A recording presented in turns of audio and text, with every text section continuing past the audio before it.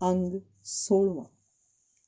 ਵੀਣਾ ਦੇ ਵਿਆਹ ਤੋਂ ਤੀਜੇ ਦਿਨ ਬਾਅਦ ਕੇਦਾਰ ਦੁਕਾਨ ਤੇ ਗਿਆ। ਦੁਕਾਨ ਦੇ ਤਾਕ ਭੀੜੇ ਹੋਏ ਸਨ। ਅੰਦਰ ਲੰਘ ਕੇ ਪੌੜੀਆਂ ਥਾਣੀ ਉੱਪਰ ਚੜ੍ਹ ਗਿਆ ਸੰਦੂਕੜੀ ਦੀਆਂ ਚਾਬੀਆਂ ਲੈਣ ਲਈ। ਜਦੋਂ ਉੱਪਰ ਪੁੱਜਾ ਤਾਂ ਅਤਰ ਸਿੰਘ ਉਹਨੂੰ ਵੇਖ ਕੇ ਹੱਕਾ ਬੱਕਾ ਰਹਿ ਗਿਆ। ਉਹਨੇ ਕੇਦਾਰ ਨੂੰ ਵੇਖਦੇ ਹੀ ਪਹਿਲਾ ਸਵਾਲ ਉਸ ਉੱਤੇ ਇਹ ਕੀਤਾ, ਕਿਉਂ ਕੇਦਾਰ, ਕੁਝ ਬਿਮਾਰ ਹੋ ਗਿਆ ਸੀ? ਜੀ ਹਾਂ, ਕੇਦਾਰ ਨੇ ਸੁਸਤ ਜਿਹੀ ਆਵਾਜ਼ 'ਚ ਉੱਤਰ ਦਿੱਤਾ। ਬੁਖਾਰ ਹੋ ਗਿਆ ਸੀ ਤਾਂ 1-2 ਦਿਨ ਹੋਰ ਆਰਾਮ ਕਰ ਲੈਣਾ ਸੀ। ਮਾਲਕ ਨੇ ਖੁੱਲ੍ਹ ਦਿਲੀ ਨਾਲ ਕਿਹਾ। ਤੇਰਾ ਚਿਹਰਾ ਤਾਂ ਇੱਕਦਮ ਉਤਰ ਗਿਆ, ਜਿਸ ਤਰ੍ਹਾਂ ਕੋਈ ਮਹੀਨਿਆਂ ਦਾ ਬਿਮਾਰ ਹੁੰਦਾ। ਨਹੀਂ ਜੀ, ਹੁਣ ਮੈਂ ਬਿਲਕੁਲ ਠੀਕ ਹਾਂ। ਐਵੇਂ ਜ਼ਰਾ ਮਾਸਾ ਕਮਜ਼ੋਰੀ ਹੈ ਜਿਹੜੀ 2-4 ਦਿਨਾਂ 'ਚ ਠੀਕ ਹੋ ਜਾਏਗੀ। ਚੰਗਾ, ਤੇਰੀ ਮਰਜ਼ੀ। ਚਾਬੀਆਂ ਦਾ ਗੁੱਛਾ ਉਹਨੂੰ ਫੜਾ ਕੇ ਅਤਰ ਸਿੰਘ ਨੇ ਕਿਹਾ, ਕਰਾਚੀ ਤੋਂ ਘੜੀਆਂ ਦਾ ਇੱਕ ਪਾਰਸਲ ਸੈਂਟਰਲ ਬੈਂਕ ਦੀ ਮਾਰਫਤ ਆਇਆ ਪਿਆ। ਅੱਜ ਕਿਸੇ ਵੇਲੇ ਜਾ ਕੇ ਉਹ ਲੈ ਆਵੀਂ। ਮੇਰਾ ਤਾਂ ਚਰਾਕਾ ਹੇਠਾਂ ਉਤਰਾਂਗਾ। ਪੇਟ 'ਚ ਕੱਲ੍ਹ ਦੀ ਕੁਝ ਤਕਲੀਫ ਹੈ। ਕਿੰਨੀ ਪੇਮੈਂਟ ਕਰਨੀ ਹੈ ਜੀ? 1600। ਪੇਟੀ ਦੇ ਹੇਠਲੇ ਖਾਨੇ 'ਚ ਉਸਦੇ ਛੋਟੇ ਡੱਬੇ 'ਚ 100 ਦੇ ਨੋਟ ਪਏ ਨੇ, ਲੈ ਜਾਈਂ। ਚੰਗਾ ਜੀ, ਕਹਿ ਕੇ ਉਹ ਹੇਠਾਂ ਉਤਰਿਆ ਤੇ ਦੁਕਾਨ ਖੋਲ੍ਹ ਕੇ ਬੌਕਰ ਬੁਹਾਰੀ ਕਰਨ ਲੱਗਾ। ਕੰਮ ਬਹੁਤ ਸਾਰਾ ਇਕੱਠਾ ਹੋਇਆ ਪਿਆ ਸੀ। ਹਿਸਾਬ ਕਿਤਾਬ ਤੋਂ ਛੁੱਟ ਬਹੁਤ ਸਾਰੀਆਂ ਘੜੀਆਂ ਤੇ 2-3 ਵੱਡੇ ਕਲੌਕ ਵੀ ਮੁਰੰਮਤ ਲਈ ਆਏ ਪਏ ਸਨ। ਉਹ ਕੰਮ 'ਚ ਰੁੱਝ ਗਿਆ। ਉਹਦੀ ਸਲਾਹ ਸੀ ਕਿ ਸ਼ਾਮ ਤੱਕ ਬਹੁਤ ਸਾਰਾ ਕੰਮ ਮੁਕਾ ਲਏਗਾ, ਇਸ ਲਈ ਉਹਨੇ ਦੁਪਹਿਰਾਂ ਦੀ ਰੋਟੀ ਵੀ ਨਾ ਖਾਧੀ। ਪਰ ਬੈਂਕ ਜਾਣਾ ਜ਼ਰੂਰੀ ਸੀ। ਦੁਪਹਿਰ ਦੇ ਕੋਈ 1:30 ਵਜੇ ਉਹਨੇ ਪੇਟੀ ਖੋਲ੍ਹ ਕੇ ਰੁਪਏ ਕੱਢੇ ਤੇ ਮਾਲਕ ਨੂੰ ਦੁਕਾਨ 'ਤੇ ਬਿਠਾਉਣ ਲਈ ਉੱਪਰ ਚੜ੍ਹਿਆ। ਪਰ ਉਹਨੂੰ ਦੁਕਾਨ ਬੰਦ ਕਰਨੀ ਪਈ। ਅਤਰ ਸਿੰਘ ਨੂੰ ਤਕਲੀਫ ਕੁਝ ਜ਼ਿਆਦਾ ਹੀ ਸੀ। ਦੁਕਾਨ ਦੇ ਤਾਕ ਭੀੜ ਕੇ ਉਹ ਬੈਂਕ ਵੱਲ ਜਾ ਰਿਹਾ ਸੀ ਕਿ ਰਸਤੇ 'ਚ ਉਹਨੂੰ ਵਿਦਿਆ ਤੇ ਬਸੰਤ ਦੋਵੇਂ ਭੈਣ ਭਰਾ ਆਉਂਦੇ ਦਿਸੇ। ਭਰਾ ਜੀ, ਵਿਦਿਆ ਨੇ ਆਉਂਦਿਆਂ ਹੀ ਉਹਦੇ ਲੱਕ ਨੂੰ ਜੱਫੀ ਪਾ ਕੇ ਪੁੱਛਿਆ, ਤੁਸੀਂ ਕਿੱਥੇ ਚਲੇ ਗਏ ਸੀ? ਇੱਕ ਕੰਮ ਪੈ ਗਿਆ ਸੀ ਵਿਦੋ, ਕੇਦਾਰ ਨੇ ਉਹਦੇ ਸਿਰ 'ਤੇ ਹੱਥ ਫੇਰਦਿਆਂ ਕਿਹਾ। ਵੀਣੀ ਭੈਣ ਤੁਹਾਨੂੰ ਬਹੁਤ ਯਾਦ ਕਰਦੀ ਗਈ, ਬਸੰਤ ਨੇ ਉਹਦਾ ਹੱਥ ਫੜ ਕੇ ਕਿਹਾ। ਡੋਲੀ ਚੜ੍ਹਦਿਆਂ ਤੋੜੀ ਵਿਚਾਰੀ ਪੁੱਛਦੀ ਰਹੀ ਸੀ। ਵਿਦਿਆ ਨੇ ਬਸੰਤ ਦੀ ਪੁਸ਼ਟੀ 'ਚ ਕਿਹਾ। ਕੇਦਾਰ ਦਾ ਜਿਵੇਂ ਇਹਨਾਂ ਗੱਲਾਂ ਵੱਲ ਧਿਆਨ ਹੀ ਨਹੀਂ ਸੀ। ਉਹਨੇ ਵਿਦਿਆ ਨੂੰ ਪੁੱਛਿਆ, ਕਿੱਥੇ ਚੱਲੇ ਜੇ ਤੁਸੀਂ? ਤੁਹਾਨੂੰ ਦੱਸਣ ਬੇਜੀ ਬੜੇ ਉਦਾਸ ਨੇ। ਵਿਦਿਆ ਨੇ ਗੰਭੀਰ ਆਵਾਜ਼ 'ਚ ਕਿਹਾ। ਚੰਗਾ, ਚਲੋ ਤੁਸੀਂ, ਮੈਂ ਬੈਂਕ 'ਚ ਹੋ ਕੇ ਆਉਣਾ ਵਾ। ਨਾ, ਬੇਜੀ ਕਹਿੰਦੇ ਸਨ ਨਾਲ ਜ਼ਰੂਰ ਲੈ ਕੇ ਆਉਣਾ। ਪਰ ਵਿਦੋ, ਬੈਂਕ ਬੰਦ ਹੋ ਜਾਏਗਾ। ਉਹ ਜਾਣੇ, ਮੈਂ ਨਹੀਂ ਜਾਣ ਦੇਣਾ। ਬੇਜੀ ਰੋਂਦੇ ਪਏ ਨੇ। ਰੋਂਦੇ ਪਏ ਨੇ? ਕਿਉਂ? ਪਤਾ ਨਹੀਂ, ਇੱਕ ਲਾਲਾ ਜਿਹਾ ਕਿਹੜੇ ਵੇਲੇ ਦਾ ਆ ਕੇ ਬੈਠਾ ਹੋਇਆ। ਉਹ ਬੇਜੀ ਨੂੰ ਬੜਾ ਗੁੱਸੇ ਹੋਣ ਡਿਆ ਹੈ। ਲਾਲਾ ਜਿਹਾ ਕੌਣ ਹੈ ਉਹ? ਪਤਾ ਨਹੀਂ। ਬੇਜੀ ਨੂੰ ਕਹਿੰਦਾ ਸੀ ਮੈਂ ਕੁਰਕੀ ਕਰਾ ਦਿਆਂਗਾ। ਤੇ ਬੋਲਦੀ ਬੋਲਦੀ ਵਿਦਿਆ ਬੁਸਕਣ ਲੱਗ ਪਈ। ਕੁਰਕੀ ਦਾ ਲਫ਼ਜ਼ ਸੁਣ ਕੇ ਕੇਦਾਰ ਨੂੰ ਬੈਂਕ ਦਾ ਚੇਤਾ ਭੁੱਲ ਗਿਆ ਤੇ ਉਹ ਬਿਨਾਂ ਹੋਰ ਕੁਝ ਸੁਣਿਆ ਦੋਵਾਂ ਬਾਲਾਂ ਨਾਲ ਘਰ ਵੱਲ ਤੁਰ ਪਿਆ। ਘਰ ਜਾ ਕੇ ਉਸ ਵੇਖਿਆ ਮਾਇਆ ਸੱਚਮੁੱਚ ਰੋ ਰਹੀ ਸੀ। ਕਿਉਂ ਬੇਜੀ? ਕੇਦਾਰ ਉਹਦੀਆਂ ਅੱਖਾਂ ਅੱਗੋਂ ਦੁਪੱਟੇ ਦਾ ਪੱਲਾ ਜਿਹੜਾ ਅਥਰੂਆਂ ਨਾਲ ਭਿੱਜਾ ਹੋਇਆ ਸੀ ਹਟਾਉਂਦਾ ਬੋਲਿਆ, ਕੀ ਗੱਲ? ਕੇਦਾਰ ਨੂੰ ਵੇਖਦੇ ਹੀ ਮਾਇਆ ਦੇ ਅੱਥਰੂ ਖੁਸ਼ਕ ਹੋ ਗਏ। ਉੱਤਰ ਦੇਣ ਦੀ ਥਾਂ ਸਗੋਂ ਉਹਨੇ ਪ੍ਰਸ਼ਨ ਕੀਤਾ, ਤੂੰ ਕਿੱਥੇ ਚਲਾ ਗਿਆ ਸੀ? ਪਿੱਛੋਂ ਦੱਸਾਂਗਾ, ਪਹਿਲਾਂ ਤੁਸੀਂ ਦੱਸੋ ਕੌਣ ਸੀ ਉਹ ਜਿਹੜਾ ਕਹਿੰਦਾ ਸੀ? ਮਾਇਆ ਨੇ ਗਲਾ ਸਾਫ਼ ਕਰਕੇ ਕਹਿਣਾ ਸ਼ੁਰੂ ਕੀਤਾ, ਕੀ ਦੱਸਾਂ ਕੇਦਾਰ, ਇੱਕ ਬਿਪਤਾ ਟਲਦੀ ਨਹੀਂ, ਦੂਜੀ ਹੋਰ ਆ ਪੈਂਦੀ ਹੈ। ਮੇਰੇ ਅੱਗੇ ਤੇ ਵੀਣੀ ਦੇ ਭਾਪੇ ਨੇ ਕਦੀ ਜ਼ਿਕਰ ਹੀ ਨਹੀਂ ਕੀਤਾ। ਪਰ ਗੱਲ ਕੀ ਸੀ? ਉਹ ਗੋਲੜੇ ਦਾ ਉਹ ਜਿਹੜਾ ਕੋਈ ਸ਼ਾਹੂਕਾਰ ਏ, ਸ਼ਾਮੂ ਸ਼ਾਹ ਕਿ ਖਬਰੇ ਕੀ ਨਾਂ ਸੂ, ਉਹਦਾ ਮੁਨਸ਼ੀ ਆਇਆ ਸੀ। ਕੀ ਕਹਿੰਦਾ ਸੀ? ਕਹਿੰਦਾ ਸੀ ਕਿ ਤੁਸਾਂ ਸਾਡਾ ਕਰਜ਼ ਦੇਣਾ ਹੈ। ਕਰਜ਼? ਕਿਸ ਗੱਲ ਦਾ ਕਰਜ਼? ਕਿੱਥੇ ਆਊ? ਹੁਣੇ ਫੇਰ ਆਏਗਾ। ਕਿੰਨਾ ਕੁ ਕਰਜ਼ ਦੱਸਦਾ ਸੀ? ਥੋੜਾ ਥਿੱਕੜਾ ਵੀ ਤੇ ਨਹੀਂ ਦੱਸਦਾ। 2500। 2500? ਕੇਦਾਰ ਦੇ ਜੁੱਸੇ 'ਚ ਜਿਵੇਂ ਕਿਸੇ ਨੇ ਸਾਰੀ ਰੱਤ ਚੂਸ ਲਈ। ਅਜੇ ਇਹੋ ਗੱਲਾਂ ਹੋ ਰਹੀਆਂ ਸਨ ਕਿ ਇੱਕ ਮਧਰਾ ਚੁਸਤ ਜਿਹਾ ਆਦਮੀ ਇੱਕ ਮੋਟੀ ਸਾਰੀ ਵਹੀ ਕੱਛੇ ਮਾਰੀ ਅੰਦਰ ਦਾਖਲ ਹੋਇਆ। ਮਾਇਆ ਨੇ ਅੱਖ ਦੇ ਇਸ਼ਾਰੇ ਨਾਲ ਕੇਦਾਰ ਨੂੰ ਸਮਝਾ ਦਿੱਤਾ ਕਿ ਇਹੋ ਹੈ। ਆਓ ਲਾਲਾ ਜੀ, ਕੀ ਗੱਲ ਹੈ? ਕੇਦਾਰ ਨੇ ਡਰੀ ਹੋਈ ਨਜ਼ਰ ਨਾਲ ਉਸ ਵੱਲ ਤੱਕ ਕੇ ਪੁੱਛਿਆ। ਇਹਨਾਂ ਨੂੰ ਹੀ ਉਡੀਕਦੇ ਸੋ? ਕੇਦਾਰ ਦੀ ਗੱਲ ਦਾ ਉੱਤਰ ਦੇਣ ਦੀ ਥਾਂ ਉਸ ਓਪਰੇ ਆਦਮੀ ਨੇ ਮਾਇਆ ਵੱਲ ਤੱਕ ਕੇ ਪੁੱਛਿਆ। ਤੇ ਮਾਇਆ ਦਾ ਹਾਂ 'ਚ ਉੱਤਰ ਸੁਣ ਕੇ ਉਹ ਕੇਦਾਰ ਨੂੰ ਕਹਿਣ ਲੱਗਾ, ਬਾਊ ਸਾਹਿਬ ਵੇਖੋ ਨਾ, ਤੁਸੀਂ ਆਪ ਸਿਆਣੇ ਜੀ, ਵਿਹਾਰ ਹੋਰ ਚੀਜ਼ ਹੁੰਦੀ ਹੈ, ਲਿਹਾਜ਼ ਹੋਰ ਚੀਜ਼। ਸਾਡੀ ਦੁਕਾਨ ਨਾਲ ਲਾਲ ਪੰਨਾ ਲਾਲ ਹੋਰਾਂ ਦੀ ਥੋੜ੍ਹੇ ਚਿਰ ਦੀ ਸਾਂਝ ਨਹੀਂ, 10-12 ਵਰ੍ਹੇ ਤੋਂ ਬੜੀ ਚੰਗੀ ਨਿਭਦੀ ਆਈ ਹੈ। ਉਹਨਾਂ ਦੀ ਪਿੱਠ ਪਈ ਸੁਣਦੀ ਹੈ ਆਦਮੀ, ਉਹ ਨਿਰਾ ਪਾਸੇ ਦਾ ਸੋਨਾ ਹੈ। ਪਰ ਤੁਸੀਂ ਜਾਣਦੇ ਹੋ, ਗਰੀਬੀ ਸ਼ਰੀਬੀ ਹਰ ਕਿਸੇ 'ਤੇ ਆਉਂਦੀ ਹੋਣੀ, ਰਾਜਿਆਂ ਰਾਣਿਆਂ ਤੋਂ ਨਹੀਂ ਟਲਦੀ। ਨਹੀਂ ਤੇ 2-2500 ਦੀ ਰਕਮ ਵੀ ਕੋਈ ਰਕਮ ਸੀ? ਸ਼ਾਹ ਜੀ, ਤੁਸਾਂ ਇਤਬਾਰ ਨਹੀਂ ਕਰਨਾ, ਹਜ਼ਾਰਾਂ ਰੁਪਈਏ ਅੰਦਰ ਵੜ ਕੇ ਦਿੱਤੇ, ਅੰਦਰ ਵੜ ਕੇ ਲਏ। ਕਦੀ ਕਿਸੇ ਦੂਜੇ ਕੰਨ ਭਿਣਕ ਤੱਕ ਨਹੀਂ ਸੀ ਪਈ। ਵਿਚਾਰੇ ਦੀ ਕਿਸਮਤ ਜੋ ਹਾਰ ਗਈ। ਵਪਾਰ ਤੇ ਹੈ ਨਿਰਾ ਜੂਆ। ਦਾ ਸਿੱਧਾ ਪੈ ਗਿਆ ਤੇ ਪੌਂ 12, ਉਲਟਾ ਪੈ ਗਿਆ ਤੇ 3 ਖਾਣੇ। ਪਰ ਵੇਖੋ ਨਾ ਤੁਸੀਂ, ਦਾਨਾ ਸਿਆਣਿਆਂ ਦਾ ਆਖਣਾ ਹੈ ਕਿ ਸਾਜਨ ਛੋੜੀਏ ਰੰਗ ਸਿਓ ਫੇਰ ਵੀ ਆਵੇ ਕੰਮ। ਸਾਡੇ ਮਾਲਕ ਨਾਲ ਪੰਨਾ ਲਾਲ ਹੋਰਾਂ ਦੀ ਚਿਰੋਕੀ ਸਾਂਝ ਏ। ਇੰਨੀ ਨਿੱਕੀ ਜਿਹੀ ਰਕਮ ਬਦਲੇ ਤੇ ਕਦੀ ਵਹੀ ਉੱਤੇ ਲੀਕ ਨਹੀਂ ਸੀ ਪਾਈ। ਹੱਥ ਰੋਕੀ ਲੈ ਜਾਣੇ, ਹੱਥ ਰੋਕੀ ਦੇ ਜਾਣੇ, ਪਰ ਕੰਮ ਖਲੋ ਜਾਣ ਕਰਕੇ ਰਹਿੰਦੀ ਰਹਿ ਗਈ। ਅਜੇ ਵੀ ਤੌਖਲੇ ਵਾਲੀ ਗੱਲ ਤੇ ਨਹੀਂ ਸੀ, ਵੱਡੇ ਘਰਾਂ ਦੀਆਂ ਘਰੋੜੀਆਂ ਵੀ ਮਾਣ ਨਹੀਂ ਹੁੰਦੀਆਂ। ਪਰ ਤੁਸੀਂ ਜਾਣਦੇ ਹੋ, ਜਦ ਰਕਮ ਦੀ ਮਿਆਦ ਪੁੱਗਣ ਲੱਗੇ ਤਾਂ ਕੁਝ ਨਾ ਕੁਝ ਕਰਨਾ ਹੀ ਪੈਂਦਾ। ਮੁਨਸ਼ੀ ਦੀਆਂ ਗੱਲਾਂ ਸੁਣ ਕੇ ਮਾਮਲਾ ਕਿਦਾਰ ਦੀ ਸਮਝ 'ਚ ਆ ਗਿਆ। ਖਾਸ ਕਰਕੇ ਉਹਦੀ ਛਿੱਕੜਲੀ ਗੱਲ ਕਿ ਕੁਝ ਨਾ ਕੁਝ ਤੇ ਕਰਨਾ ਹੀ ਪੈਂਦਾ ਹੈ ਦਾ ਮਤਲਬ ਤਾਂ ਸਾਫ਼ ਸੀ ਕਿ ਕਾਨੂੰਨੀ ਚਾਰਾਜੋਈ ਦੀ ਧਮਕੀ। ਇਸ ਤੋਂ ਬਾਅਦ ਮੁਨਸ਼ੀ ਨੇ ਵਹੀ ਫੋਲ ਕੇ ਸਾਰੀ ਰਕਮ ਵੇਰਵੇ ਨਾਲ ਸੁਣਾ ਦਿੱਤੀ। ਇੰਨਾ ਅਸਲ ਤੇ ਇੰਨਾ ਸੂਦ, ਕੁੱਲ ਮਿਲਾ ਕੇ ਬਣੇ 2512 ਰੁਪਏ 9 ਆਨੇ। ਰਕਮ ਦੇ ਹੇਠਾਂ ਪੰਨਾ ਲਾਲ ਦੇ ਦਸਖਤ ਮੌਜੂਦ ਸੀ। ਹੀਲ ਹੁੱਜਤ ਦੀ ਰਤੀ ਭਰ ਗੁੰਜਾਇਸ਼ ਨਹੀਂ ਸੀ। ਤੁਹਾਨੂੰ ਇਸ ਬਾਰੇ ਕੁਝ ਵੀ ਇਲਮ ਨਹੀਂ ਬੇਜੀ? ਕਿਦਾਰ ਨੇ ਚਿੰਤਾਤੁਰ ਹੋ ਕੇ ਮਾਇਆ ਨੂੰ ਪੁੱਛਿਆ। ਉਹ ਬੋਲੀ, ਮੇਰੇ ਅੱਗੇ ਤੇ ਉਹਨਾਂ ਕਦੀ ਜ਼ਿਕਰ ਤੱਕ ਨਹੀਂ ਸੀ ਕੀਤਾ, ਘਰ ਦੀ ਹੋਵੇ ਭਾਵੇਂ ਬਾਹਰ ਦੀ। ਰਤੀ ਰਵਾਲ ਗੱਲ ਉਹ ਮੇਰੇ ਅੱਗੇ ਕਰ ਦਿੰਦੇ ਸੀ, ਪਰ ਇਸ ਬਾਰੇ ਤੇ ਉਹਨਾਂ ਕਦੀ ਕੁਝ ਦੱਸਿਆ ਹੀ ਨਹੀਂ। ਚੰਗਾ ਲਾਲਾ ਜੀ, ਕਿਦਾਰ ਨੇ ਨਰਮ ਸ਼ਬਦਾਂ 'ਚ ਮੁਨਸ਼ੀ ਨੂੰ ਕਹਿਣਾ ਸ਼ੁਰੂ ਕੀਤਾ, ਸਾਨੂੰ ਚਿੱਠੀ ਪਾ ਕੇ ਇੱਕ ਵਾਰੀ ਪੁੱਛ ਲੈਣ ਦਿਓ। ਅੱਜ ਤੋਂ 6ਵੇਂ ਦਿਨ ਬੰਬਈਓਂ ਜਵਾਬ ਆ ਜਾਏਗਾ, ਫਿਰ ਜਿਵੇਂ ਤੁਸੀਂ। ਉਹਦੀ ਗੱਲ ਟੋਕ ਕੇ ਮੁਨਸ਼ੀ ਬੋਲਿਆ, ਆਖੇ ਸ਼ਾਹ ਜੀ, ਸਿਆਣਿਆਂ ਦਾ ਖਾਣੇ, ਆਖੇ ਸਖੀ ਨਾਲੋਂ ਸੂਮ ਭਲਾ ਜਿਹੜਾ ਤੁਰਤ ਦੇ ਜਵਾਬ। ਰਕਮ ਦੀ ਮਿਆਦ ਜੋ ਪੁੱਗੀ ਹੋਈ, ਦਿਨ ਸਿਰਫ 3 ਬਾਕੀ ਨੇ ਤੇ ਅੱਗੋਂ ਆ ਜਾਣੀਆਂ ਨੇ ਤਤੀਲਾਂ। ਜੇ ਹਿਸਾਬ 'ਚ ਕੱਚੀ ਕੌਡੀ ਦਾ ਫਰਕ ਨਿਕਲੇ ਤਾਂ 100 ਸਾਲ ਬਾਅਦ ਵੀ ਲੈਣੀ ਦੇਣੀ। ਬਾਕੀ ਜੇ ਤੁਸੀਂ ਕਹੋ ਸਹਾਰੇ ਵਾਲੀ ਗੱਲ ਤੇ ਇਹ ਕਿਸੇ ਨੇ ਨਹੀਂ ਜੇ ਮੰਨਣੀ।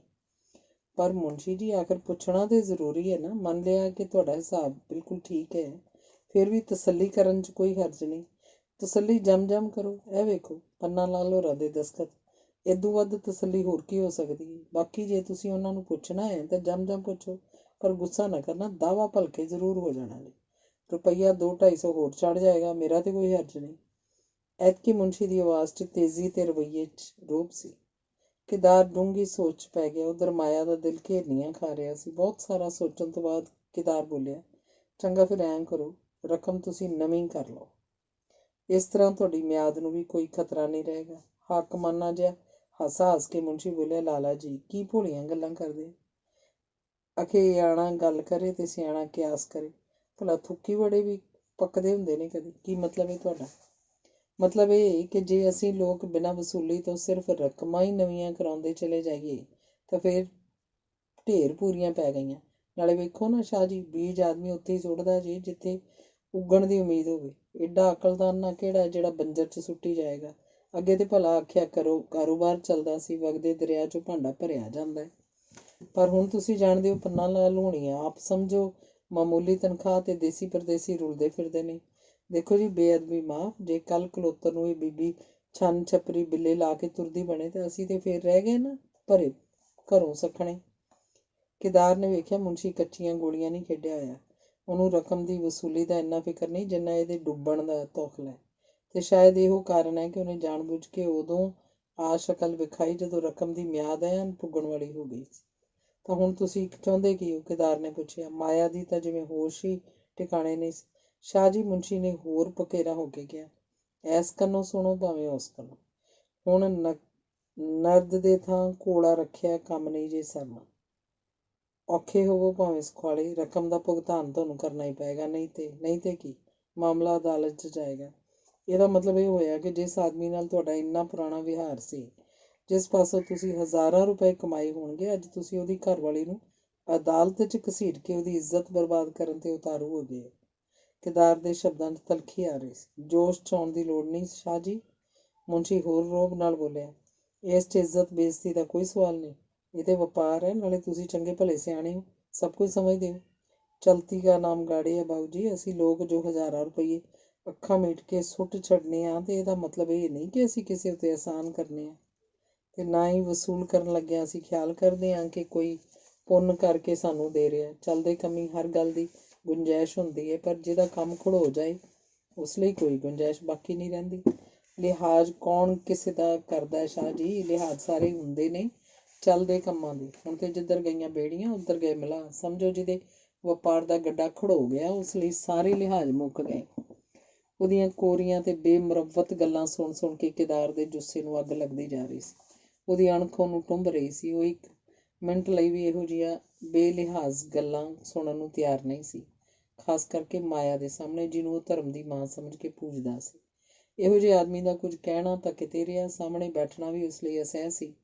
ਨਾਲੇ ਹੁਣ ਜਦ ਕਿ ਉਹ ਵੇਖ ਚੁੱਕਾ ਸੀ ਕਿ ਇਹਨਾਂ ਤਿਲਾਂ 'ਚ ਤੇਲ ਕੋਈ ਨਹੀਂ, ਉਹਨੇ ਅਣਖ ਭਰੀ ਆਵਾਜ਼ 'ਚ ਕਿਹਾ, ਮੁਨਸ਼ੀ ਜੀ, ਜੇ ਤੁਹਾਨੂੰ ਇੰਨੀ ਬੇਵਸਾਹੀ ਹੈ ਤਾਂ ਐਂ ਕਰੋ, ਅੱਧੀ ਰਕਮ ਤੁਸੀਂ ਨਗਦ ਲੈ ਲਓ, ਬਾਕੀ ਲਈ ਨਵਾਂ ਸਟਾਮ ਲਿਖਾ ਦਿਓ। ਮੁਨਸ਼ੀ ਨੇ ਜਦ ਅੱਧੀ ਰਕਮ ਦਾ ਨਾਂ ਸੁਣਿਆ ਤਾਂ ਸਮਝ ਗਿਆ ਕਿ ਉਹਦਾ ਦਾਅ ਖਾਲੀ ਨਹੀਂ ਗਿਆ। ਇਹੋ ਵੇਲਾ ਸੀ ਜਦ ਉਸ 'ਚ ਅੱਧੀ ਨੂੰ ਸਾਰੀ ਦੇ ਰੂਪ 'ਚ ਬਦਲ ਸਕਦਾ ਸੀ।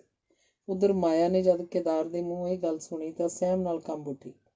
ਉਹ ਜਾਣਦੀ ਸੀ ਕਿ ਵੀਣਾ ਦੇ ਵਿਆਹ ਤੋਂ ਬਾਅਦ ਉਸ ਪਾਸ ਇੱਕ ਪਾਈ ਵੀ ਨਹੀਂ ਬਚੀ, ਸਗੋਂ ਕੁਝ ਕਰਜ਼ਾ ਹੀ ਉਹਦੇ ਸਿਰ ਤੇ ਚੜਿਆ।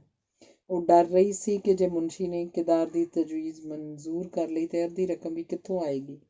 ਉਸ ਪਾਸ ਜੇ ਕੋਈ ਅਖੀਰੀ ਚਾਰਾ ਸੀ ਤੇ ਇਹੋ ਕਿ ਇਸ ਮਕਾਨ ਨੂੰ ਵੇਚ ਵੱਟ ਕੇ ਕੁਝ ਨਿਪਟਾਰਾ ਭਾਵੇਂ ਹੋ ਜਾਏ। ਮੁਨਸ਼ੀ ਬੋਲਿਆ, ਭਲਾ ਸ਼ਾਹ ਜੀ, ਤੁਹਾਨੂੰ ਪਰਵਾਹ ਇਹ ਕਿਸੇ ਗੱਲ ਦੀ? ਅੱਧੀ ਕੀ ਤੇ ਸਾਰੀ ਕੀ? ਜਿੱਥੇ ਅੱਧੀ ਦਾ ਬੰਦੋਬਸਤ ਕਰੋਗੇ ਉੱਥੇ ਇੱਕ ਹੰਬੜਾ ਹੋਰ ਮਾਰ ਛੱਡਣਾ।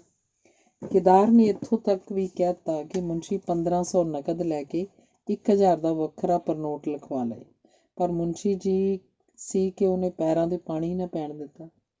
ਅਖੀਰ ਬਹੁਤ ਕਹਿਣ ਸੁਣਨ ਤੋਂ ਬਾਅਦ ਫੈਸਲਾ ਇਸ ਗੱਲ ਤੇ ਪੱਕਾ ਹੋਇਆ ਕਿ 1500 ਨਗਦ ਦਿੱਤਾ ਜਾਏ ਤੇ ਬਾਕੀ 1000 ਇਹ ਮਕਾਨ ਗਹਿਣੇ ਰੱਖਿਆ ਜਾਏ, ਜਿਹਦੀ ਵਸੂਲੀ ਦੀ ਮਿਆਦ 2 ਸਾਲ ਹੋਏਗੀ। ਇਸ ਫੈਸਲੇ ਅਨੁਸਾਰ ਉਸ ਵੇਲੇ ਕੇਦਾਰ ਨੇ ਜੇਬ 'ਚੋਂ 1500 ਦੇ ਨੋਟ ਕੱਢ ਕੇ ਮੁਨਸ਼ੀ ਨੂੰ ਦੇ ਦਿੱਤੇ। ਉਹਦੀ ਵਹੀ 'ਚ ਇਹ ਰਕਮ ਵਸੂਲੀ ਕਰਾ ਦਿੱਤੀ ਗਈ। ਬਾਕੀ 1000 ਰੁਪਏ ਵਿੱਚ ਮਕਾਨ ਗਹਿਣੇ ਰੱਖਿਆ ਜਾਣਾ ਸੀ। ਸਭਿਆਰੇ ਮਕਾਨ ਦੀ ਰਜਿਸਟਰੀ ਮਾਇਆ ਦੇ ਨਾਂ ਹੋਈ ਸੀ, ਜਿਸ ਕਰਕੇ ਕੰਮ 'ਚ ਕਿਸੇ ਕਿਸਮ ਦੀ ਅੜਚਨ ਪੈਦਾ ਹੋਣ ਦਾ ਅੰਦੇਸ਼ਾ ਨਹੀਂ ਸੀ। ਉਹ ਜਦ ਕਿ ਹੁਣ ਮਾਲਕ ਦੇ 1500 ਰੁਪਏ ਖੁਰਦ-ਬੁਰਦ ਕਰ ਚੁੱਕਾ ਸੀ ਤਾਂ ਬਚਾਓ ਤਾਂ ਉਹਨੇ ਇਹੋ ਢੰਗ ਸੋਚਿਆ ਕਿ ਝਟਪਟ ਇਸ ਕੰਮੋਂ ਵਿਹਲਾ ਹੋ ਕੇ ਕਿਤੇ ਖਿਸਕਦਾ ਬਣੇ। ਛੇਤੀ ਨਾਲ ਰਹਿਣਨਾਮੇ ਦਾ ਕਾਗਜ਼ ਖਰੀਦਿਆ ਗਿਆ, ਨਾਲ ਹੀ ਵਸੀਕਾ ਨਵੀਸ ਨੂੰ ਘਰ ਸੱਦ ਕੇ ਰਹਿਣਨਾਮਾ ਲਿਖਵਾ ਲਿਆ ਗਿਆ, ਜਿਸ ਉੱਤੇ ਇੱਕ ਗਵਾਹੀ ਕੇਦਾਰ ਨੇ ਪਾ ਦਿੱਤੀ, ਦੂਜੀ ਇੱਕ ਹੋਰ ਹਮਸਾਏ ਨੇ। ਹੁਣ ਕੇਵਲ ਰਹਿਣਨਾਮਾ ਤਸਦੀਕ ਕਰਵਾਉਣ ਦਾ ਕੰਮ ਬਾਕੀ ਸੀ, ਜਿਸ ਲਈ ਭਲਕੇ ਮਾਇਆ ਨੂੰ ਕਚਹਿਰੀ ਜਾਣਾ ਪਏਗਾ ਤੇ ਬਸ ਕੰਮ ਖਤਮ ਹੋ ਜਾਏਗਾ। ਸਾਰਾ ਕੰਮ ਖਤਮ ਹੋ ਜਾਣ ਤੋਂ ਬਾਅਦ ਮੁਨਸ਼ੀ ਭਲਕੇ ਆਉਣ ਦਾ ਇਕਰਾਰ ਕਰਕੇ ਵਹੀ ਕੱਛੇ ਮਾਰ ਕੇ ਤੁਰਦਾ ਬਣਿਆ। ਇੱਧਰ ਕੇਦਾਰ ਨੇ ਲੱਗਦੇ ਹੱਥ ਇੱਕ ਹੋਰ ਕੰਮ ਵੀ ਕਰ ਸੁੱਟਿਆ। ਉਹਨੇ ਆਪਣੇ ਮਾਲਕ ਦੇ ਨਾਂ ਇੱਕ ਚਿੱਠੀ ਲਿਖੀ ਤੇ ਫਿਰ ਚਿੱਠੀ ਤੇ ਚਾਬੀਆਂ ਦਾ ਗੁੱਛਾ ਮਾਇਆ ਤੋਂ ਵੱਖਰਿਆਂ ਹੋ ਕੇ ਬਸੰਤ ਨੂੰ ਦੇ ਕੇ ਕਹਿਣ ਲੱਗਾ, ਲੈ ਕਾਕਾ, ਇਹ ਦੋਵੇਂ ਚੀਜ਼ਾਂ ਦੌੜ ਕੇ ਸਰਦਾਰ ਦੀ ਹੱਟੀ ਦੇ ਆ। ਬੂਹਾ ਖੋਲ ਕੇ ਅੰਦਰ ਲੰਘ ਜਾਈਂ, ਉੱਪਰ ਪੌੜੀਆਂ ਚੜ੍ਹ ਜਾਈਂ ਤੇ ਆਪਣਾ ਨਾਂ ਪਤਾ ਜਾਂ ਮੇਰੀ ਬਾਬਤ ਕੁਝ ਨਾ ਦੱਸੀ। ਬਸੰਤ ਚਲਾ ਗਿਆ। ਮਾਇਆ ਇਸ ਸਾਰੇ ਕੰਮ ਨੂੰ ਜਾਦੂ ਦਾ ਖੇਲ ਜਾਂ ਸੁਪਨਾ ਜਿਹਾ ਸਮਝਦੀ ਹੋਈ ਜਿਵੇਂ ਜਿਵੇਂ ਕੇਦਾਰ ਕਹਿੰਦਾ ਗਿਆ ਕਰਦੀ ਗਈ। ਅੰਗ 17ਵਾਂ। ਵੀਣਾ ਸਹੁਰੇ ਚਲੀ ਗਈ। ਵਿਆਹ ਅੱਛੀ ਖਾਸੀ ਰੌਣਕ ਨਾਲ ਹੋਇਆ। ਦੇਣ ਦੀਵਾਨ ਦੇ ਕੰਮ 'ਚ ਮਾਇਆ ਨੇ ਕੋਈ ਕਸਰ ਨਹੀਂ ਰੱਖੀ, ਸਭ ਕੁਝ ਚੰਗਾ ਕਰ ਛੱਡਿਆ। ਕੁੜਮਾਂ ਦੀ ਆਸ ਨਾਲੋਂ ਜੇ ਉਹ ਵਧੀਕ ਨਹੀਂ ਦੇ ਸਕੀ ਤਾਂ ਘੱਟ ਵੀ ਨਹੀਂ ਦਿੱਤਾ। ਉਹਦੀ ਛਾਤੀ ਤੋਂ ਇੱਕ ਭਾਰੀ ਬੋਝ ਉਤਰ ਗਿਆ। ਵਿਚਾਰੀ ਨੂੰ ਸੁੱਖ ਦਾ ਸਾਹ ਆਉਣ ਹੀ ਲੱਗਾ ਸੀ ਕਿ ਇੱਕ ਆਫਤ ਉਹਦੇ ਸਿਰ ਤੇ ਹੋਰ ਆ ਟੁੱਟੀ, ਜਿਹਦਾ ਉਹਨੂੰ ਚਿੱਤ ਚੇਤਾ ਵੀ ਨਹੀਂ ਸੀ। ਐਨ ਵੇਲੇ ਸਿਰ ਕੇਦਾਰ ਦੇ ਬੋੜ ਪੈਣ ਨਾਲ ਉਹਦੇ ਸਿਰੋਂ ਇਹ ਬਲਾਵੀ ਹਾਲ ਦੀ ਘੜੀ ਟਾਲੀ ਗਈ। ਭਲਕੇ ਕਚਹਿਰੀ ਜਾ ਕੇ ਉਹਨੇ ਮਕਾਨ ਦਾ ਰਹਿਣਨਾਮਾ ਤਸਦੀਕ ਕਰਾ ਦੇਣਾ ਤੇ ਬਸ। ਕੇਦਾਰ ਦੇ ਅਹਿਸਾਨਾਂ ਅੱਗੇ ਹੀ ਉਹਦੇ ਸਿਰ ਕੁਝ ਘੱਟ ਨਹੀਂ ਸੀ। ਜੇ ਉਹ 800 ਦੀ ਇੱਕ ਮੁੱਠ ਰਕਮ ਲਿਆ ਕੇ ਨਾ ਦਿੰਦਾ ਤਾਂ ਵਿਆਹ ਦੀ ਮੁਹਿੰਮ ਕਿੱਥੋਂ ਫਤਿਹ ਹੋਣੀ ਸੀ, ਤੇ ਉੱਪਰੋਂ ਇਹ ਦੂਸਰਾ ਉਪਕਾਰ ਪੂਰੇ 1500 ਦੀ ਰਕਮ। ਮਾਇਆ ਉਹਦੀ ਅਹਿਸਾਨਮੰਦੀ ਹੇਠ ਸਾਰੀ ਦੀ ਸਾਰੀ ਦੱਬੀ ਗਈ। ਉਹਦਾ ਰੋਮ ਰੋਮ ਕੇਦਾਰ ਨੂੰ ਅਸੀਸਾਂ ਦੇ ਰਿਹਾ ਸੀ। ਮਾਇਆ ਨੂੰ ਕੇਦਾਰ ਉੱਤੇ ਇਸ ਗੱਲ ਦਾ ਬਹੁਤ ਭਾਰੀ ਗਿਲਾ ਸੀ ਕਿ ਸਾਰੀ ਉਮਰ ਦਾ ਗਿਲਾ ਕਿ ਵਿਆਹ ਦੇ ਮੌਕੇ ਉਹ ਪਤਾ ਨਹੀਂ ਕਿੱਥੇ ਚਲਾ ਗਿਆ ਸੀ। ਅਜਿਹੇ ਵੇਲੇ ਜਦ ਕਿ ਉਹਦਾ ਪਤੀ ਵੀ ਘਰ 'ਚ ਮੌਜੂਦ ਨਹੀਂ ਸੀ ਤੇ ਜੋ ਕੁਝ ਸੀ ਕੇਦਾਰ ਹੀ ਸੀ। ਕੇਦਾਰ ਦਾ 2 ਦਿਨ ਤੇ 2 ਰਾਤਾਂ ਸ਼ਕਲ ਨਾ ਵਿਖਾਉਣਾ ਉਸ ਲਈ ਬੜੇ ਅਫਸੋਸ ਵਾਲੀ ਗੱਲ ਸੀ। ਐਦੋਂ ਵੀ ਵੱਡਾ ਦੁੱਖ ਉਹਨੂੰ ਇਸ ਗੱਲ ਦਾ ਸੀ ਕਿ ਕਿਸ ਤਰ੍ਹਾਂ ਡੋਲੀ ਚੜ੍ਹਦਿਆਂ ਤੱਕ ਵਿਚਾਰੀ ਵੀਣਾ ਕੇਦਾਰ ਕੂਕਦੀ ਰਹੀ। ਜਿਸ ਵੇਲੇ ਕੇਦਾਰ ਨੇ ਮੁਨਸ਼ੀ ਨੂੰ 100 ਦੇ 15 ਨੋਟ ਫੜਾਏ ਤੇ ਇਹਨਾਂ ਬਾਬਤ ਕੁਝ ਪੁੱਛਣ ਤੇ ਉਹਨੇ ਸਹੁੰ ਪਾ ਕੇ ਮਾਇਆ ਨੂੰ ਮਨ੍ਹਾ ਕਰ ਦਿੱਤਾ ਤਾਂ ਮਾਇਆ ਨੂੰ ਡਰ ਜਿਹਾ ਮਹਿਸੂਸ ਹੋਣ ਲੱਗਾ। ਮਤੇ ਰੁਪਏ ਦੁਕਾਨ ਦੇ ਹੋਣ, ਤੇ ਜੇ ਇਹਨੇ ਦੁਕਾਨ ਤੋਂ ਕਿਸੇ ਕੰਮ ਲਈ ਲਿਆਂਦੇ ਨੇ ਤਾਂ ਮਾਲਕ ਨੂੰ ਕੀ ਜਵਾਬ ਦੇਵੇਗਾ। ਪਰ ਕੇਦਾਰ ਦੀ ਪਾਈ ਹੋਈ ਸਹੁੰ ਦੀ ਫੌਲਾਦੀ ਕੰਧ ਨੂੰ ਉਹ ਤੋੜ ਨਾ ਸਕੀ। ਜਦ ਮੁਨਸ਼ੀ ਭਲਕੇ ਆਉਣ ਦਾ ਇਕਰਾਰ ਕਰਕੇ ਤੇ ਰੁਪਏ ਲੈ ਕੇ ਚਲਾ ਗਿਆ ਤਾਂ ਕੇਦਾਰ ਕੁਝ ਘਬਰਾਇਆ ਜਿਹਾ ਮੁੜ ਉਸ ਪਾਸ ਆਇਆ ਤਾਂ ਉਹ ਪੁੱਛਣ ਲੱਗੀ, ਕੇਦਾਰ, ਅੱਛਾ ਇਹ ਦੱਸ ਕਿ ਤੂੰ ਰਿਹਾ ਕਿੱਥੇ 2 ਦਿਨ? ਕੇਦਾਰ ਨੇ ਕੋਈ ਉੱਤਰ ਨਾ ਦਿੱਤਾ। ਮਾਇਆ ਕਹਿੰਦੀ ਗਈ, ਤੈਨੂੰ ਇੰਨਾ ਤੇ ਸੋਚਣਾ ਚਾਹੀਦਾ ਸੀ ਵੀ ਵੀਣਾ ਤੇਰੇ ਨਾਲ ਕਿੰਨਾ ਮੋਹ ਕਰਦੀ ਸੀ। ਡੋਲੀ ਤੁਰੰਤ ਇੱਕ ਵਿਚਾਰੀ ਤਰਸਦੀ ਰਹੀ ਤੈਨੂੰ ਵੇਖਣ ਲਈ। ਇਸ ਤਰ੍ਹਾਂ ਵੀ ਕੋਈ ਕਰਦਾ ਹੈ?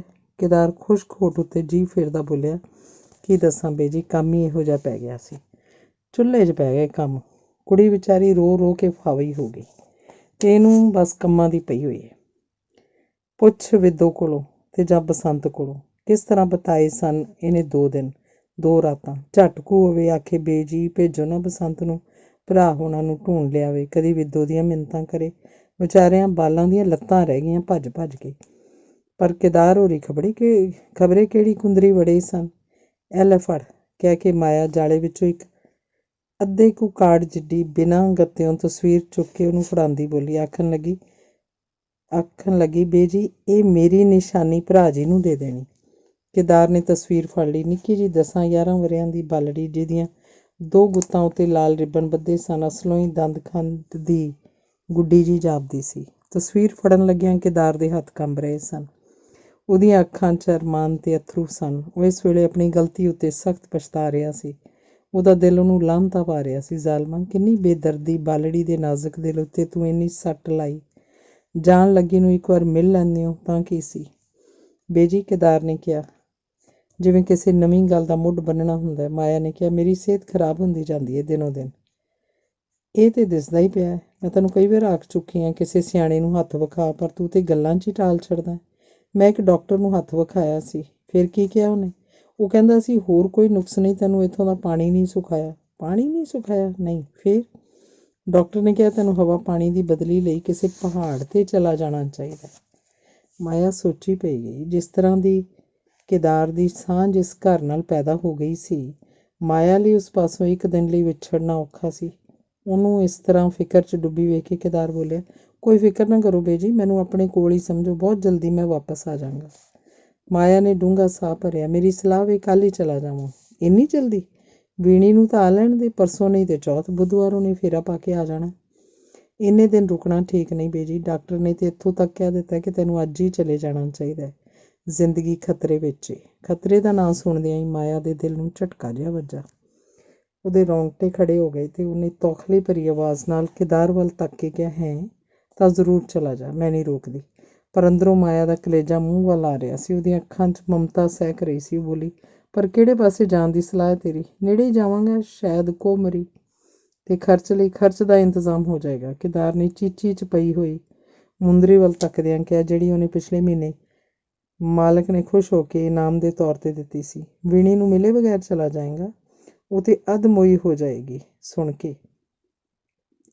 ਮੈਂ ਉਹਨੂੰ ਰਸਤੇ 'ਚ ਮਿਲ ਕੇ ਜਾਣ ਦੀ ਕੋਸ਼ਿਸ਼ ਕਰਾਂਗਾ। ਗੁੱਜਰ ਖਾਂ ਕਿਹੜਾ ਦੂਰ ਏ। ਇਹ ਗੱਲਾਂ ਹੋ ਰਹੀਆਂ ਸਨ ਕਿ ਬਾਹਰੋਂ ਕਿਸੇ ਨੇ ਬੂਹਾ ਖੜਕਾਇਆ। ਕੇਦਾਰ ਨੇ ਝੱਟ ਆਪਣੇ ਮਾਲਕ ਦੀ ਆਵਾਜ਼ ਪਛਾਣ ਲਈ। ਉਹ ਡਰ ਨਾਲ ਕੰਬ ਉੱਠਿਆ ਤੇ ਝਟਪਟ ਉੱਠ ਕੇ ਪਿਛਲੀਆਂ ਪੌੜੀਆਂ ਵੱਲ ਜਾਂਦਾ ਮਾਇਆ ਦੇ ਕੰਨ ਵਿੱਚ ਕਹਿੰਦਾ ਗਿਆ, ਇਹ ਤੇ ਸਾਡਾ ਸਰਦਾਰ ਏ ਬੇਜੀ। ਇਹਨੂੰ ਮੇਰੀ ਬਾਬਤ ਕੁਝ ਨਾ ਦੱਸਣਾ। ਸਿਰਫ ਇਹੋ ਕਹਿਣਾ ਕਿ ਕੇਦਾਰ ਕੱਲ੍ਹ ਦਾ ਇੱਧਰ ਨਹੀਂ ਆਇਆ। ਬਿਲਕੁਲ ਨਾ ਦੱਸਣਾ ਬੇਜੀ, ਤੁਹਾਨੂੰ ਮੇਰੀ ਸਹੁੰ ਜੇ। ਤੇ ਉਹ ਝਟਪਟ ਪੌੜੀਆਂ ਥਾਣੀ ਕੋਠੇ 'ਤੇ ਚੜ੍ਹ ਗਿਆ। ਆਓ ਰੱਖ ਸਾਈਂ ਦੀ। ਬੂਹਾ ਖੋਲ੍ਹ ਕੇ ਮਾਇਆ ਨੇ ਕਿਹਾ। ਇੱਕ ਭਾਰੀ ਦੇ ਅੰਦਰ ਆ ਕੇ ਮੰਜੇ 'ਤੇ ਬੈਠ ਗਈ। ਤੁਸੀਂ ਪੰਨਾ ਲਾਲ ਹੋਰਾਂ ਦੇ ਘਰੋਂ ਜੀ? ਅਤਰ ਸਿੰਘ ਨੇ ਸਭ ਤੋਂ ਪਹਿਲਾਂ ਸਵਾਲ ਮਾਇਆ 'ਤੇ ਕੀਤਾ। ਸਿਰ ਦਾ ਪੱਲਾ ਨੀਵਾਂ ਕਰਦੀ ਮਾਇਆ ਬੋਲੀ, ਜੀ ਹਾਂ, ਸੁਣਾਓ, ਰਾਜੀ ਖੁਸ਼ੀ ਹੋ? ਸਰਦਾਰਨੀ ਹੋਣੀ ਰਾਜੀ ਖੁਸ਼ੀ ਨੇ?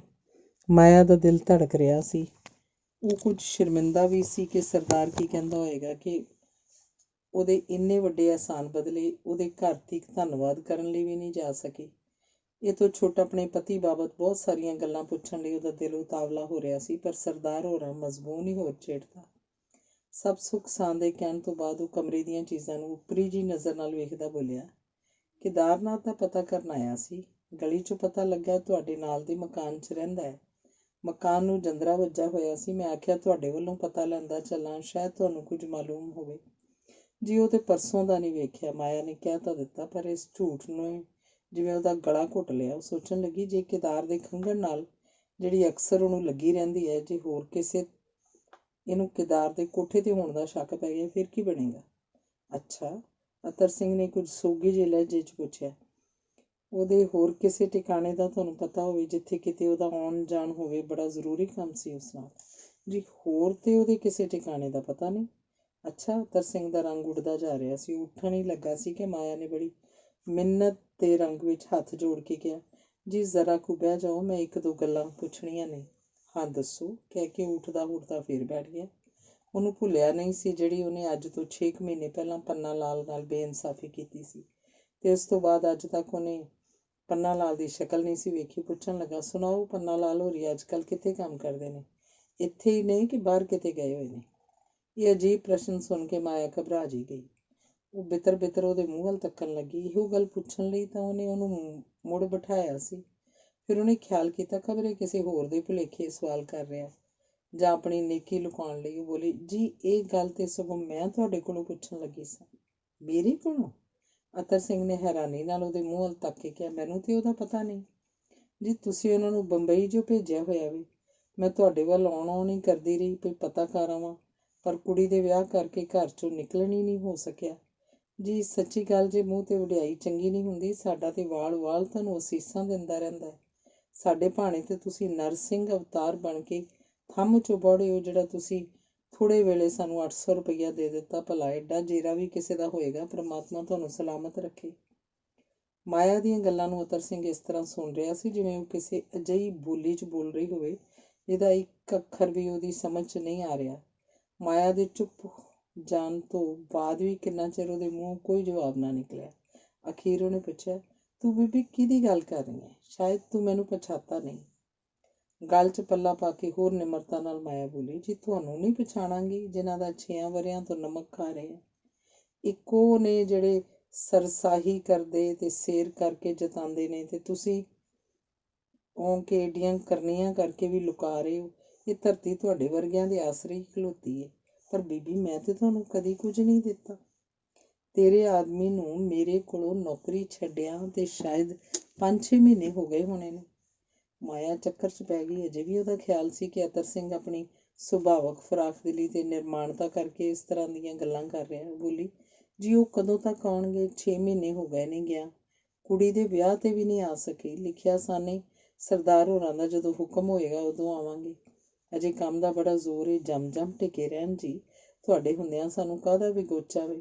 ਤਨਖਾਹ ਦੇ ਰੁਪਈਏ ਮਹੀਨੇ ਦੇ ਮਹੀਨੇ ਆ ਜਾਂਦੇ ਨੇ, ਸਾਨੂੰ ਹੋਰ ਕੀ ਚਾਹੀਦਾ ਵੇ? ਪਰ ਵੇਖੋ ਨਾ ਜੀ, ਨਿੱਕੇ ਨਿੱਕੇ ਬਾਲ ਜੋ ਹੋਏ, ਕਦੀ ਇੱਕ ਰਾਤ ਵੀ ਵਿਛੜ ਕੇ ਨਹੀਂ ਸਨ ਰਹੇ। ਅੱਧਾ ਸਾਲ ਹੋ ਗਿਆ ਸਹਿਕਦਿਆਂ ਨੂੰ। ਤੁਸੀਂ ਮੇਰੀ ਖਾਤਰ ਹੀ ਇੱਕ 8 ਵਾਰੀ ਵੀ ਛੁੱਟੀ ਦੇ ਭੇਜੋ ਨਾ, ਬਾਲਾਂ ਨੂੰ ਮਿਲ ਗਿਲ ਜਾਣਗੇ। ਅਤਰ ਸਿੰਘ ਜਿਉਂ-ਜਿਉਂ ਇਸ ਗੁੱਥੀ ਨੂੰ ਸੁਲਝਾਉਣ ਦੀ ਕੋਸ਼ਿਸ਼ ਕਰਦਾ, ਤਿਉਂ ਤੇ ਸਗੋਂ ਵਧੇਰੇ ਉਲਝਦੀ ਜਾਂਦੀ। ਉਹ ਚੰਬੇ 'ਚ ਕਾਹਲਾ ਪੈ ਕੇ ਬੋਲੇ, ਬੀਬੀ ਮੈਨੂੰ ਤੇਰੀਆਂ ਗੱਲਾਂ ਦੀ ਸਮਝ ਨਹੀਂ ਆਈ। ਕਿਹਨੇ ਉਹਨੂੰ ਬੰਬਈ ਭੇਜਿਆ?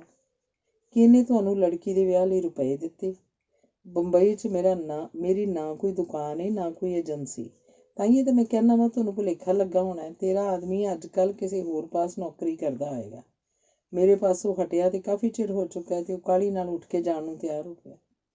ਮਾਇਆ ਦੀਆਂ ਅੱਖਾਂ ਟੱਡੀਆਂ ਹੀ ਰਹਿ ਗਈਆਂ। ਉਹ ਹੈਰਾਨ ਸੀ ਕਿ ਉਹ ਕੀ ਸੁਣ ਰਹੀ ਹੈ। ਘੜੀ ਮੁੜੀ ਸਰਦਾਰ ਦੀ ਗੱਲ ਦਾ ਵਿਰੋਧ ਕਰਨਾ ਵੀ ਉਹ ਢੀਠਪੁਣਾ ਸਮਝਦੀ ਸੀ, ਤੇ ਅਤਰ ਸਿੰਘ ਦੇ ਰੌਣ 'ਚੋਂ ਹੈਰਾਨੀ ਤੇ ਛਿੱਥਾਪਨ ਵੇਖ ਕੇ ਉਹ ਇਹ ਵੀ ਨਹੀਂ ਸੀ ਸਮਝ ਸਕਦੀ ਕਿ ਉਹ ਝੂਠ ਕਹਿ ਰਿਹਾ।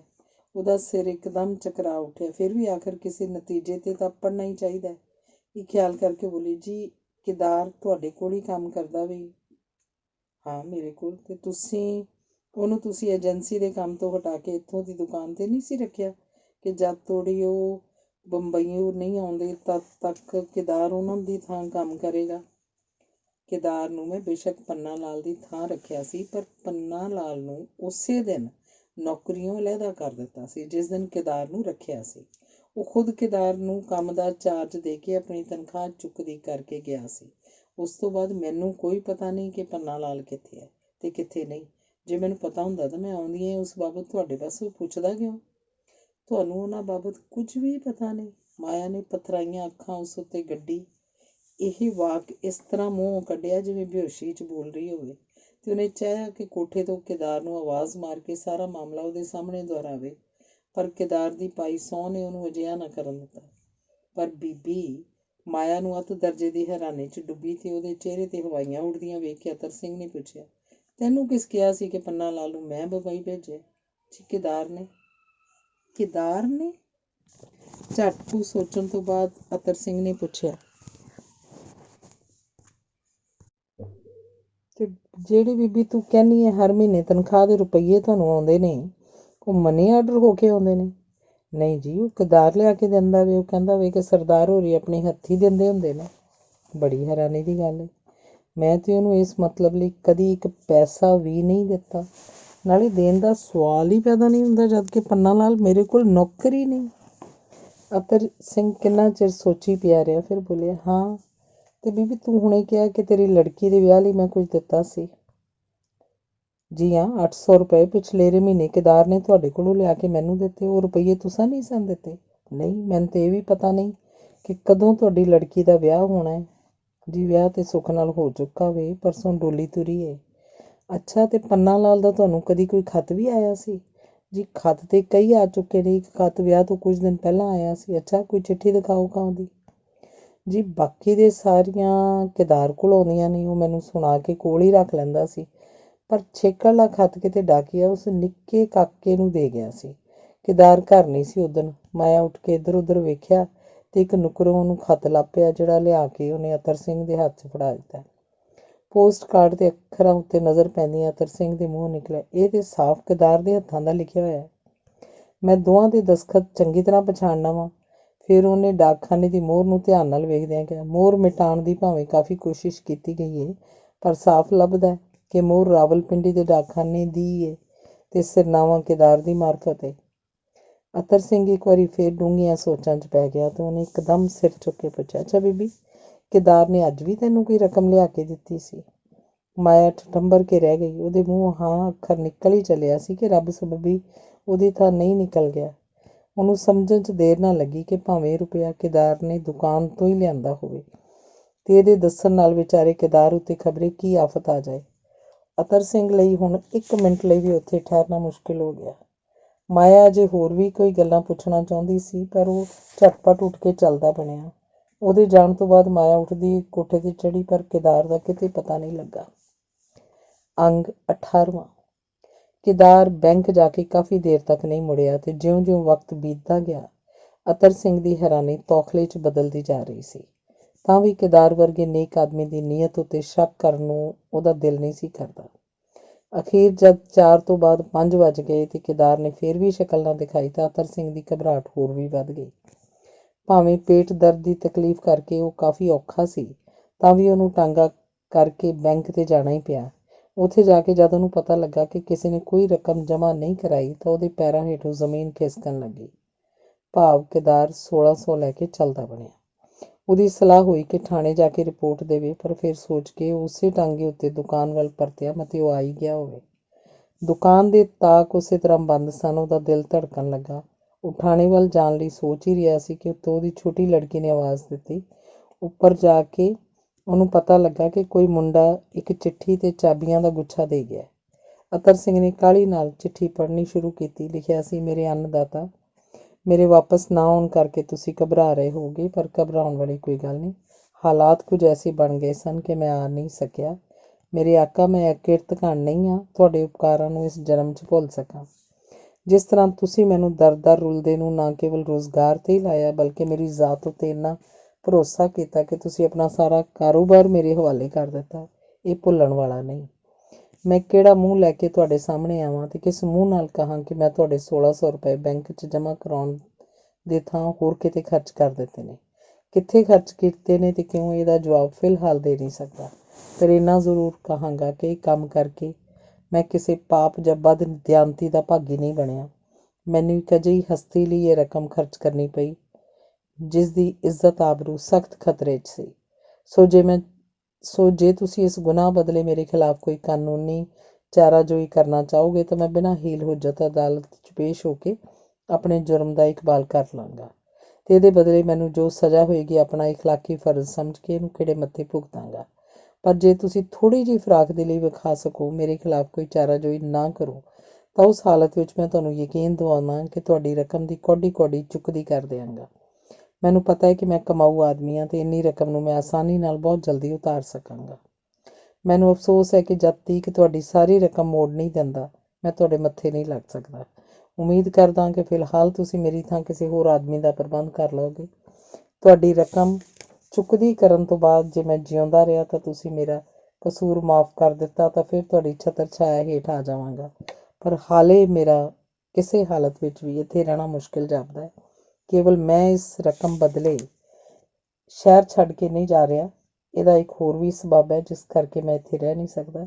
ਕੀ ਮੈਂ ਆਸ ਰੱਖਾਂ ਕਿ ਤੁਸੀਂ ਮੇਰੇ ਜਜ਼ਬਾਤ ਨੂੰ ਉਹਨਾਂ ਹੀ ਅਰਥਾਂ 'ਚ ਸਮਝਣ ਦੀ ਕੋਸ਼ਿਸ਼ ਕਰੋਗੇ ਜਿਨ੍ਹਾਂ 'ਚ ਮੈਂ ਪੇਸ਼ ਕਰ ਰਿਹਾ। ਜੇ ਅਜਿਹਾ ਹੋਇਆ ਤਾਂ ਮੈਂ ਬਦਕਿਸਮਤ ਹੁੰਦਾ ਹੋਇਆ ਵੀ ਆਪਣੇ ਆਪ ਨੂੰ ਖੁਸ਼ ਨਸੀਬ ਸਮਝਾਂਗਾ। ਸਦਾ ਲਈ ਤੁਹਾਡਾ ਖਾਦਮ ਕਿਦਾਰ।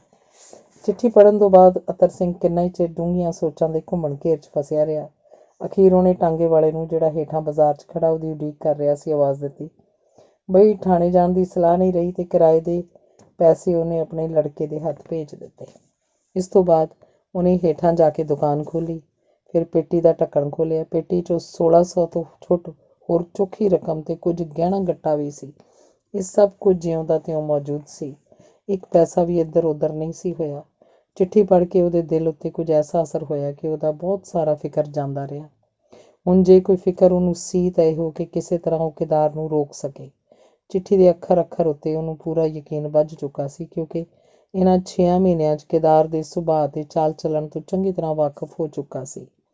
ਉਹ ਇਹ ਵੀ ਜਾਣਦਾ ਸੀ ਕਿ ਕਿਦਾਰ ਵਰਗੇ ਬੇਐਬ ਅਤੇ ਕਰਿੰਦੇ ਆਦਮੀ ਲਈ ਇੰਨੀ ਰਕਮ ਉਤਾਰਨੀ ਕੁਝ ਵੀ ਮੁਸ਼ਕਿਲ ਨਹੀਂ, ਪਰ ਉਸ ਲਈ ਇਹ ਸਹਾਰਨਾ ਸੁਖਾਲਾ ਨਹੀਂ ਸੀ ਕਿ ਕਿਦਾਰ ਉਸ ਪਾਸੋਂ ਚਲਾ ਜਾਏ। ਕਿਦਾਰ ਨੇ ਜਿਸ ਤਰ੍ਹਾਂ ਉਹਦੇ ਕਾਰੋਬਾਰ ਨੂੰ ਚੁੱਕਿਆ ਸੀ ਅਤੇ ਜਿਵੇਂ ਘੜੀਸਾਜ਼ੀ ਦਾ ਕੰਮ ਸਾਂਭ ਕੇ ਉਹਦੀ ਆਮਦਨੀ 'ਚ ਬਹੁਤ ਸਾਰਾ ਵਾਧਾ ਕਰ ਦਿੱਤਾ ਸੀ, ਇਸ ਸੂਰਤ ਵਿੱਚ ਉਹਦਾ ਚਲੇ ਜਾਣਾ ਅਤਰ ਸਿੰਘ ਲਈ ਅਸਹਿ ਸੱਟ ਸੀ। ਉਹ ਇਹ ਵੀ ਜਾਣਦਾ ਸੀ ਕਿ ਕਿਦਾਰ ਵਰਗਾ ਆਦਮੀ ਕਿਸਮਤ ਨਾਲ ਹੀ ਕਿਸੇ ਨੂੰ ਲੱਭ ਸਕਦਾ ਹੈ ਅਤੇ ਇਹੋ ਜਿਹੇ ਆਦਮੀ ਦਾ ਲੱਭ ਕੇ ਗੁਆਚਣਾ ਬਦਕਿਸਮਤੀ ਦੀ ਨਿਸ਼ਾਨੀ। ਅਤਰ ਸਿੰਘ ਦੇ ਦਿਲ ਨਾਲ ਫੈਸਲਾ ਕੀਤਾ ਕਿ ਜਿਸ ਤਰ੍ਹਾਂ ਵੀ ਹੋ ਸਕੇ ਕਿਦਾਰ ਨੂੰ ਢੂੰਡ ਕੇ ਉਹਨੂੰ ਜਾਣ ਤੋਂ ਰੋਕਿਆ ਜਾਏ ਅਤੇ ਨਾਲ ਹੀ ਉਹਦੀ ਤਸੱਲੀ ਕਰਾਈ ਜਾਏ ਕਿ ਇਸ ਰਕਮ ਦਾ ਖਰਚ ਹੋ ਜਾਣਾ ਉਸ ਲਈ ਜ਼ਰਾ ਵੀ ਦੁਖਦਾਈ ਨਹੀਂ। ਉਹਨੂੰ ਉਸ ਗਲੀ ਦਾ ਪਤਾ ਸੀ ਜਿਸ 'ਚ ਕਿਦਾਰ ਰਹਿੰਦਾ ਸੀ। ਅਤਰ ਸਿੰਘ ਨੇ ਮੁੜ ਦੁਕਾਨ ਫਿਰ ਬੰਦ ਕੀਤੀ, ਰਵਾਂ ਰਵੀਂ ਭਾਵੜਿਆਂ ਵਾਲੀ ਗਲੀ ਤੁਰ ਪਿਆ। ਗਲੀ 'ਚ ਜਾ ਕੇ ਉਹਨੂੰ ਕਿਦਾਰ ਬਾਬਤ ਜੋ ਕੁਝ ਪਤਾ ਲੱਗਾ ਅਤੇ ਜਿਹੜੇ ਖਿਆਲ ਉਸ ਬਾਰੇ ਲੈ ਕੇ ਮੁੜਿਆ, ਇਹਦਾ ਵਰਣਨ ਆਪਾਂ ਕਰ ਚੁੱਕੇ ਹਾਂ। ਗਲੀ 'ਚੋਂ ਨਿਕਲ ਕੇ ਹੋਰ ਵੀ ਕਈ ਥਾਈਂ ਫਿਰਿਆ, ਰੇਲਵੇ ਸਟੇਸ਼ਨ ਵੀ ਸਾਰਾ ਗਾਹਿਆ, ਪਰ ਕਿਦਾਰ ਉਹਨੂੰ ਕਿਤੇ ਨਹੀਂ ਮਿਲਿਆ। ਅੰਗ 19ਵਾਂ। ਸਾਰੀ ਰਾਤ ਮਾਇਆ ਨੂੰ ਨੀਂਦਰ ਨਾ ਆਈ। ਉਹ ਸਵੇਰ ਤੱਕ ਇਸੇ ਗੁੰਝਲ ਨੂੰ ਸੁਲਝਾਉਣ 'ਚ ਛਟਪਟਾਉਂਦੀ ਰਹੀ। ਉਹਦੀ ਹਾਲਤ ਇਸ ਵੇਲੇ ਉਸ ਰਾਹੀ ਵਰਗੀ ਸੀ ਜਿਹੜਾ ਜੰਗਲ 'ਚ ਕਿਸੇ ਸ਼ੇਰ ਦੇ ਕਾਬੂ ਆ ਗਿਆ ਹੋਵੇ, ਪਰ ਅਚਾਨਕ ਹੀ ਕਿਸੇ ਉਪਕਾਰੀ ਹੱਥ ਨੇ ਉਹਨੂੰ ਸ਼ੇਰ ਤੋਂ ਬਚਾਉਣ ਲਈ ਚੁੱਕ ਦਰਿਆ ਦੀਆਂ ਲਹਿਰਾਂ 'ਚ ਸੁੱਟ ਦਿੱਤਾ ਹੋਵੇ। ਉਹ ਰਾਤੀ ਕਈ ਵਾਰ ਉੱਠ ਕੇ ਕਿਦਾਰ ਦੇ ਘਰ ਵੱਲ ਗਈ, ਪਰ ਬੂਹੇ ਦਾ ਜੰਦਰਾ ਵੱਜਾ ਵੇਖ ਕੇ ਮੁੜ ਆਉਂਦੀ ਰਹੀ। ਸੁੱਤਿਆਂ ਕਦੀ ਤਾਂ ਉਹਨੂੰ ਕਿਦਾਰ ਉੱਤੇ ਇੰਨਾ ਗੁੱਸਾ ਆਉਂਦਾ ਕਿ ਉਹ ਦੰਦ ਪੀਂਹਦੀ ਹੋਈ ਉੱਠ ਬੈਠਦੀ। ਉਹ ਸੋਚਦੀ, ਇਹਨੇ ਕਿਉਂ ਹੁਣ ਤੱਕ ਮੈਨੂੰ ਧੋਖੇ 'ਚ ਰੱਖਿਆ? ਇਹ ਕਰਨ ਤੋਂ ਉਹਦਾ ਮਤਲਬ ਕੀ ਸੀ? ਇੰਨਾ ਲੰਮਾ ਚੌੜਾ ਜਾਲ ਰਚਣ ਦੀ ਉਹਨੂੰ ਕੀ ਲੋੜ ਸੀ? ਕੀ ਇਸ ਤਰ੍ਹਾਂ ਕਿਸੇ ਨੂੰ ਧੋਖਾ ਦੇਣਾ ਸ਼ਰੀਫ ਆਦਮੀ ਦਾ ਕੰਮ ਹੈ? ਪਰ ਜਿਉਂ ਹੀ ਕਿਦਾਰ ਦੇ ਸ਼ੁਰੂ ਤੋਂ ਲੈ ਕੇ ਅੱਜ ਤੱਕ ਦੇ ਨਿਰਮਾਣ ਅਤੇ ਨਿਸ਼ਕਾਮ ਵਰਤਾਓ ਦਾ ਉਹਨੂੰ ਖਿਆਲ ਆਉਂਦਾ, ਉਹ ਕਿਦਾਰ ਉੱਤੇ ਲਾਏ ਦੂਸ਼ਣਾਂ ਲਈ ਪਛਤਾਉਣ ਲੱਗ ਪੈਂਦੀ। ਨਾਲ ਹੀ ਉਹਨੂੰ ਖਿਆਲ ਆਉਂਦਾ, ਕਿਦਾਰ ਦੀ ਮਦਦ ਦਾ ਹੱਥ ਜੇ ਮੇਰੇ ਸਿਰ 'ਤੇ ਨਾ ਹੁੰਦਾ ਤਾਂ ਅੱਜ ਮੇਰੀ ਕੀ ਹਾਲਤ ਹੁੰਦੀ? ਮੈਂ ਕਿਸ ਤਰ੍ਹਾਂ ਕੁੜੀ ਦਾ ਵਿਆਹ ਕਰਦੀ, ਕਿਵੇਂ ਘਰ ਦਾ ਖਰਚ ਤੁਰਦਾ, ਕਿਸ ਤਰ੍ਹਾਂ ਇਹ ਕਰਜ਼ ਦੀ ਬੋਝਲ ਪੰਡ ਮੇਰੇ ਸਿਰੋਂ ਉਤਰਦੀ? ਸਾਰੀਆਂ ਸੋਚਾਂ 'ਚ ਗਮਾਂ ਦੀ ਹਨੇਰੀ ਫਿਜ਼ਾ 'ਚ ਗੁੰਮ ਹੋ ਜਾਂਦੀਆਂ ਜਦ ਉਹਨੂੰ ਪਤੀ ਦਾ ਖਿਆਲ ਆਉਂਦਾ। ਉਹਦੇ ਦਿਲ ਨੂੰ ਚਸਕਾਂ ਪੈਣ ਲੱਗਦੀਆਂ ਜਦ ਸੋਚਦੀ, ਜੇ ਸਰਦਾਰ ਜੀ ਨੇ ਸਭ ਕੁਝ ਸੱਚ ਕਿਹਾ ਤਾਂ ਇਹਦਾ ਮਤਲਬ ਸਾਫ਼ ਹੈ ਕਿ ਮੇਰਾ ਪਤੀ, ਜਿਹੜਾ ਉਸ ਦਿਨ ਸਰਦਾਰ ਪਾਸੋਂ ਲੜਕੀ ਦੇ ਵਿਆਹ ਲਈ ਮਦਦ ਮੰਗਣ ਗਿਆ ਸੀ, ਅਚਾਨਕ ਨੌਕਰੀ ਛੁੱਟ ਜਾਣ ਕਰਕੇ ਜ਼ਰੂਰ ਕਿਸੇ ਪਾਸੇ ਨਿਕਲ ਗਿਆ ਹੋਵੇਗਾ। ਪਰ ਗਿਆ ਕਿੱਧਰ? ਅਤੇ ਜੇ ਦੁਖੀ ਹੋ ਕੇ ਕਾਰਾ ਕਰ ਬੈਠਾ ਹੋਵੇ। ਕਈ ਵਾਰ ਉਹ ਬਦਸ਼ਗਨੀਆਂ ਗੱਲਾਂ ਵੀ ਤਾਂ ਕਰਿਆ ਕਰਦਾ ਸੀ। ਨਾ ਜਾਣੀਏ ਇੱਥੇ ਪਹੁੰਚ ਕੇ ਮਾਇਆ ਦਾ ਸਬਰ, ਉਹਦਾ ਧੀਰਜ ਅਤੇ ਹੌਸਲਾ ਸਭ ਕੁਝ ਖਤਮ ਹੋ ਜਾਂਦਾ ਅਤੇ ਉਹ ਬਿਸਤਰੇ 'ਚ ਮੂੰਹ ਦੇ ਕੇ ਭੁੱਬੀ ਰੋਣ ਲੱਗ ਪੈਂਦੀ। ਇਸ ਤਰ੍ਹਾਂ ਰੋਂਦਿਆਂ, ਕਲਪਦਿਆਂ ਅਤੇ ਸੋਚਾਂ ਦੀਆਂ ਗਹਿਰਾਈਆਂ ਵਿੱਚ ਭਟਕਦਿਆਂ ਉਹਨੇ ਰਾਤ ਦੇ ਚਾਰੇ ਪਹਿਰ ਬਿਤਾ ਦਿੱਤੇ। ਸਭ ਤੋਂ ਵੱਡੀ ਮੁਸੀਬਤ ਇਹ ਕਿ ਉਹ ਆਪਣੇ ਦਿਲ ਦਾ ਧੂੰਆਂ ਕਿਸੇ ਅੱਗੇ ਕੱਢ ਨਹੀਂ ਸੀ ਸਕਦੀ। ਕਿਸੇ ਨੂੰ ਕਹੇ ਤਾਂ ਕੀ ਕਹੇ, ਪੁੱਛੇ ਤਾਂ ਕੀ ਪੁੱਛੇ। ਦਿਨ ਚੜ੍ਹਿਆ। ਮਾਇਆ ਨੂੰ ਅੱਜ ਉੱਠਣ ਬੈਠਣ ਦੀ ਹਿੰਮਤ ਜਵਾਬ ਦੇ ਗਈ ਸੀ। ਉਹਦੇ ਸਾਰੇ ਅੰਗ ਇਸ ਤਰ੍ਹਾਂ ਸਿੱਥਲ ਹੋਏ ਪਏ ਸਨ ਜਿਵੇਂ ਉਹਨਾਂ 'ਚ ਜਾਨ ਹੀ ਨਾ ਹੋਵੇ। ਮਾਇਆ ਬਿਲਕੁਲ ਪੱਥਰ ਹੋਈ ਜਾਪਦੀ ਸੀ। ਉਹਦੇ ਅੰਦਰ ਨਾ ਕੋਈ ਸੋਚ ਸੀ, ਨਾ ਕੋਈ ਵਿਚਾਰ। ਉਹਨੂੰ ਜਾਪਦਾ ਸੀ ਜਿਵੇਂ ਇਸ ਦੁਨੀਆ 'ਚ ਉਹਦਾ ਕੁਝ ਵੀ ਬਾਕੀ ਨਹੀਂ ਰਿਹਾ। ਘਰ ਦਾ ਕੰਮ ਧੰਦਾ ਜਿਹੋ ਜਿਹਾ ਮਾੜਾ ਮੋਟਾ ਹੋ ਸਕਿਆ ਵਿੱਦਿਆ ਨੇ ਕੀਤਾ। ਵਿੱਦਿਆ ਨੇ ਕਈ ਵਾਰੀ ਮਾਂ ਨੂੰ ਉਠਾਉਣ ਦੀ ਕੋਸ਼ਿਸ਼ ਕੀਤੀ, ਪਰ ਹਰ ਵਾਰੀ ਉਹਨੇ ਬਿਮਾਰੀ ਦਾ ਬਹਾਨਾ ਪਾ ਕੇ ਤੇ ਕੰਮ ਕਾਰ ਉਹਨੂੰ ਮਾੜਾ ਮੋਟਾ ਸਮਝਾ ਕੇ ਬਾਹਰ ਭੇਜ ਦਿੱਤਾ। ਉੱਧਰ ਨਿੱਕਾ ਕਾਕਾ ਤੰਗ ਕਰ ਰਿਹਾ ਸੀ। ਮਾਇਆ ਨੇ ਗੁੱਸੇ 'ਚ ਆ ਕੇ ਉਹਨੂੰ ਇੰਨਾ ਕੁੱਟਿਆ ਕਿ ਜੇ ਵਿੱਦਿਆ ਉਹਨੂੰ ਚੁੱਕ ਕੇ ਬਾਹਰ ਨਾ ਲੈ ਜਾਂਦੀ ਤਾਂ ਵਿਚਾਰੇ ਦੀ ਖਬਰੇ ਕਿੰਨੀ ਖੁਸ਼ਾਮਦ ਆਉਣੀ ਸੀ। ਅਜੇ 9 ਵੀ ਨਹੀਂ ਸਨ ਵੱਜੇ ਕਿ ਉਹ ਕੱਲ੍ਹ ਵਾਲਾ ਮੁਨਸ਼ੀ ਫੇਰ ਆ ਧਮਕਿਆ। ਮਾਇਆ ਲਈ ਕਚਹਿਰੀ ਜਾਣ ਤੋਂ ਬਿਨਾਂ ਹੁਣ ਕੋਈ ਚਾਰਾ ਹੀ ਨਹੀਂ ਸੀ। ਉਹਨੇ ਕਿਸੇ ਤਰ੍ਹਾਂ ਆਪਣੇ ਆਪ ਨੂੰ ਇਸ ਲਈ ਤਿਆਰ ਕੀਤਾ ਤੇ ਬਸੰਤ ਨੂੰ ਨਾਲ ਲੈ ਕੇ ਉਹਦੇ ਨਾਲ ਟਾਂਗੇ ਤੇ ਬੈਠ ਕੇ ਕਚਹਿਰੀ ਜਾ ਪਹੁੰਚੀ। ਉੱਥੇ ਜਾ ਕੇ ਉਹਨੇ ਰਹਿਣਨਾਮਾ ਤਸਦੀਕ ਕਰਾਇਆ ਤੇ ਵਹੀ ਉੱਤੇ ਰਕਮ ਵਸੂਲ ਕਰਾ ਕੇ ਵਾਪਸ ਘਰ ਨੂੰ ਮੁੜੀ। ਉਹਦੇ ਮਨ ਦੀ ਹਾਲਤ ਇਸ ਵੇਲੇ ਕਹਿਣ ਸੁਣਨ ਤੋਂ ਬਾਹਰ ਸੀ। ਮਾਨਸਿਕ ਉਲਝਣ ਦੀ ਹਾਲਤ ਵਿੱਚ ਵਕਤ ਬੀਤਣਾ ਮੁਸ਼ਕਿਲ ਹੋ ਜਾਂਦਾ ਹੈ।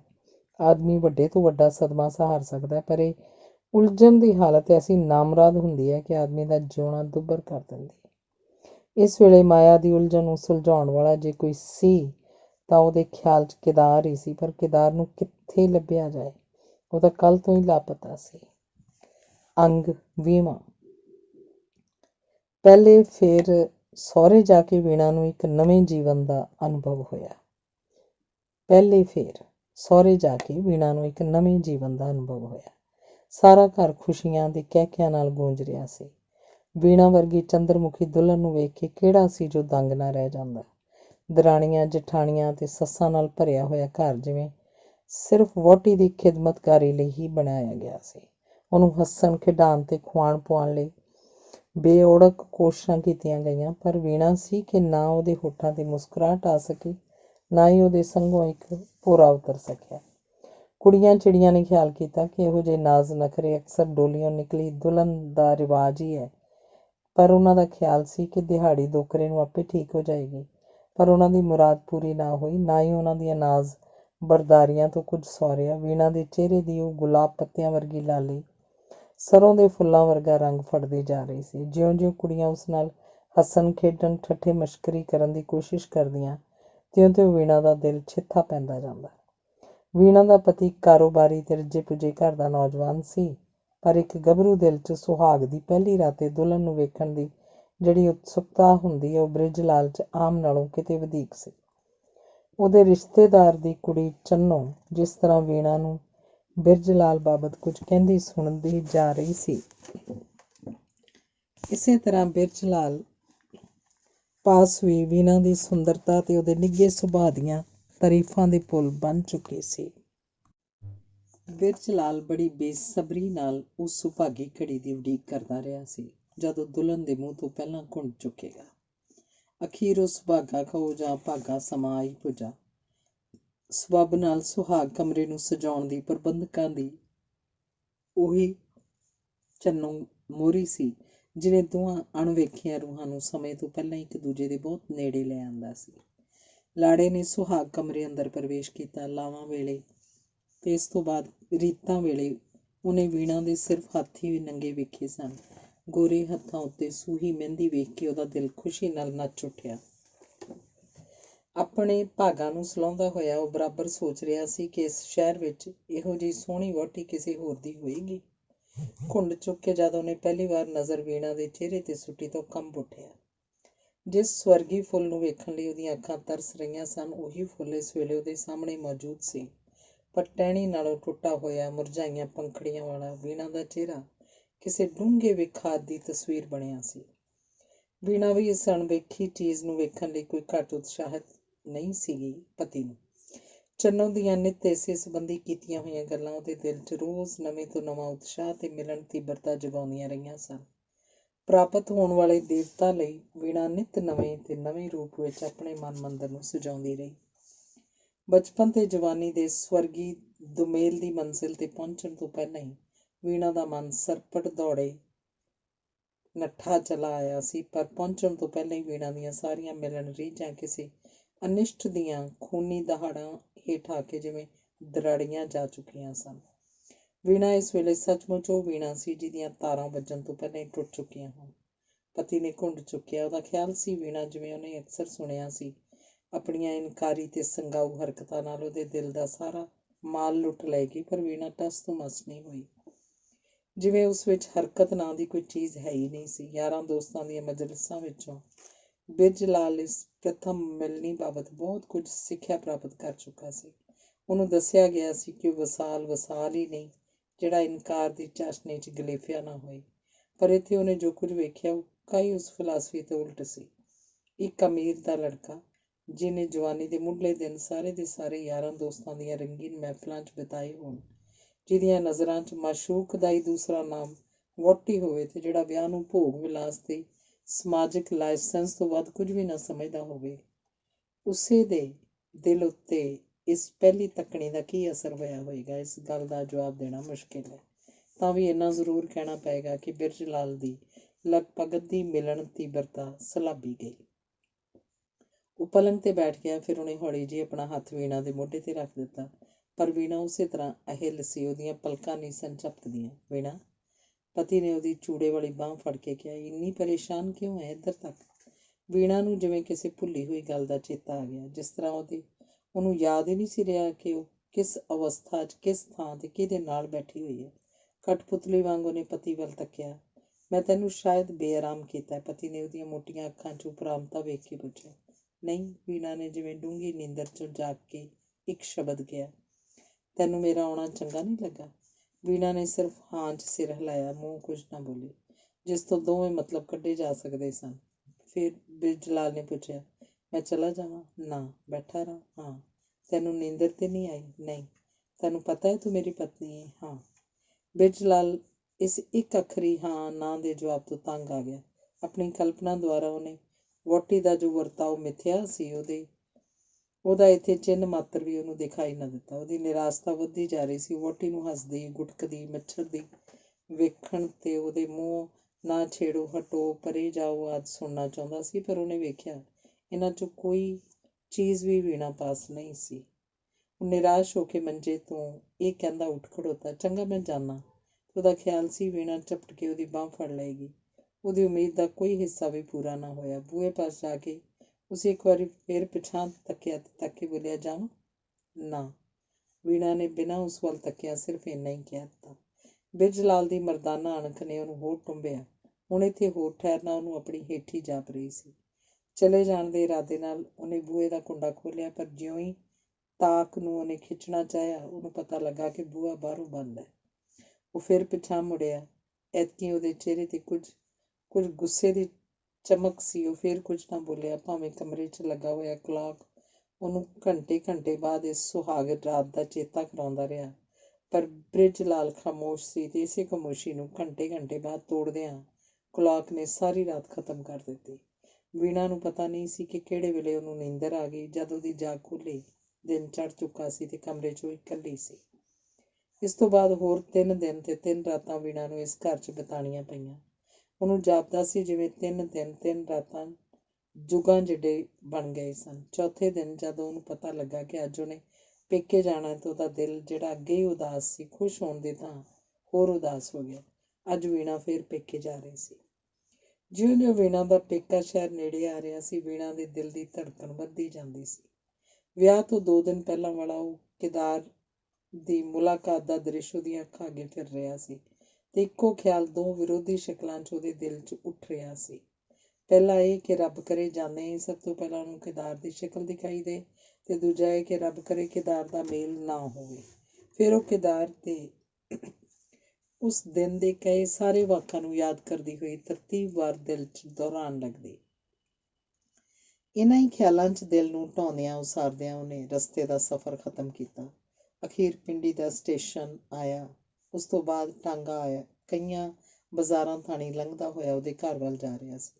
ਸਹੁਰੇ ਹੁੰਦਿਆਂ ਵੀਣਾ ਦਾ ਖਿਆਲ ਸੀ ਕਿ ਪਿੰਡੀ ਪਹੁੰਚਦਿਆਂ ਉਹਦੀ ਸਾਰੀ ਉਦਾਸੀ ਦੂਰ ਹੋ ਜਾਏਗੀ, ਉਹਦੇ ਅੰਦਰ ਨਵੀਂ ਤਾਜ਼ਗੀ, ਨਵਾਂ ਖੇੜਾ ਆ ਜਾਏਗਾ।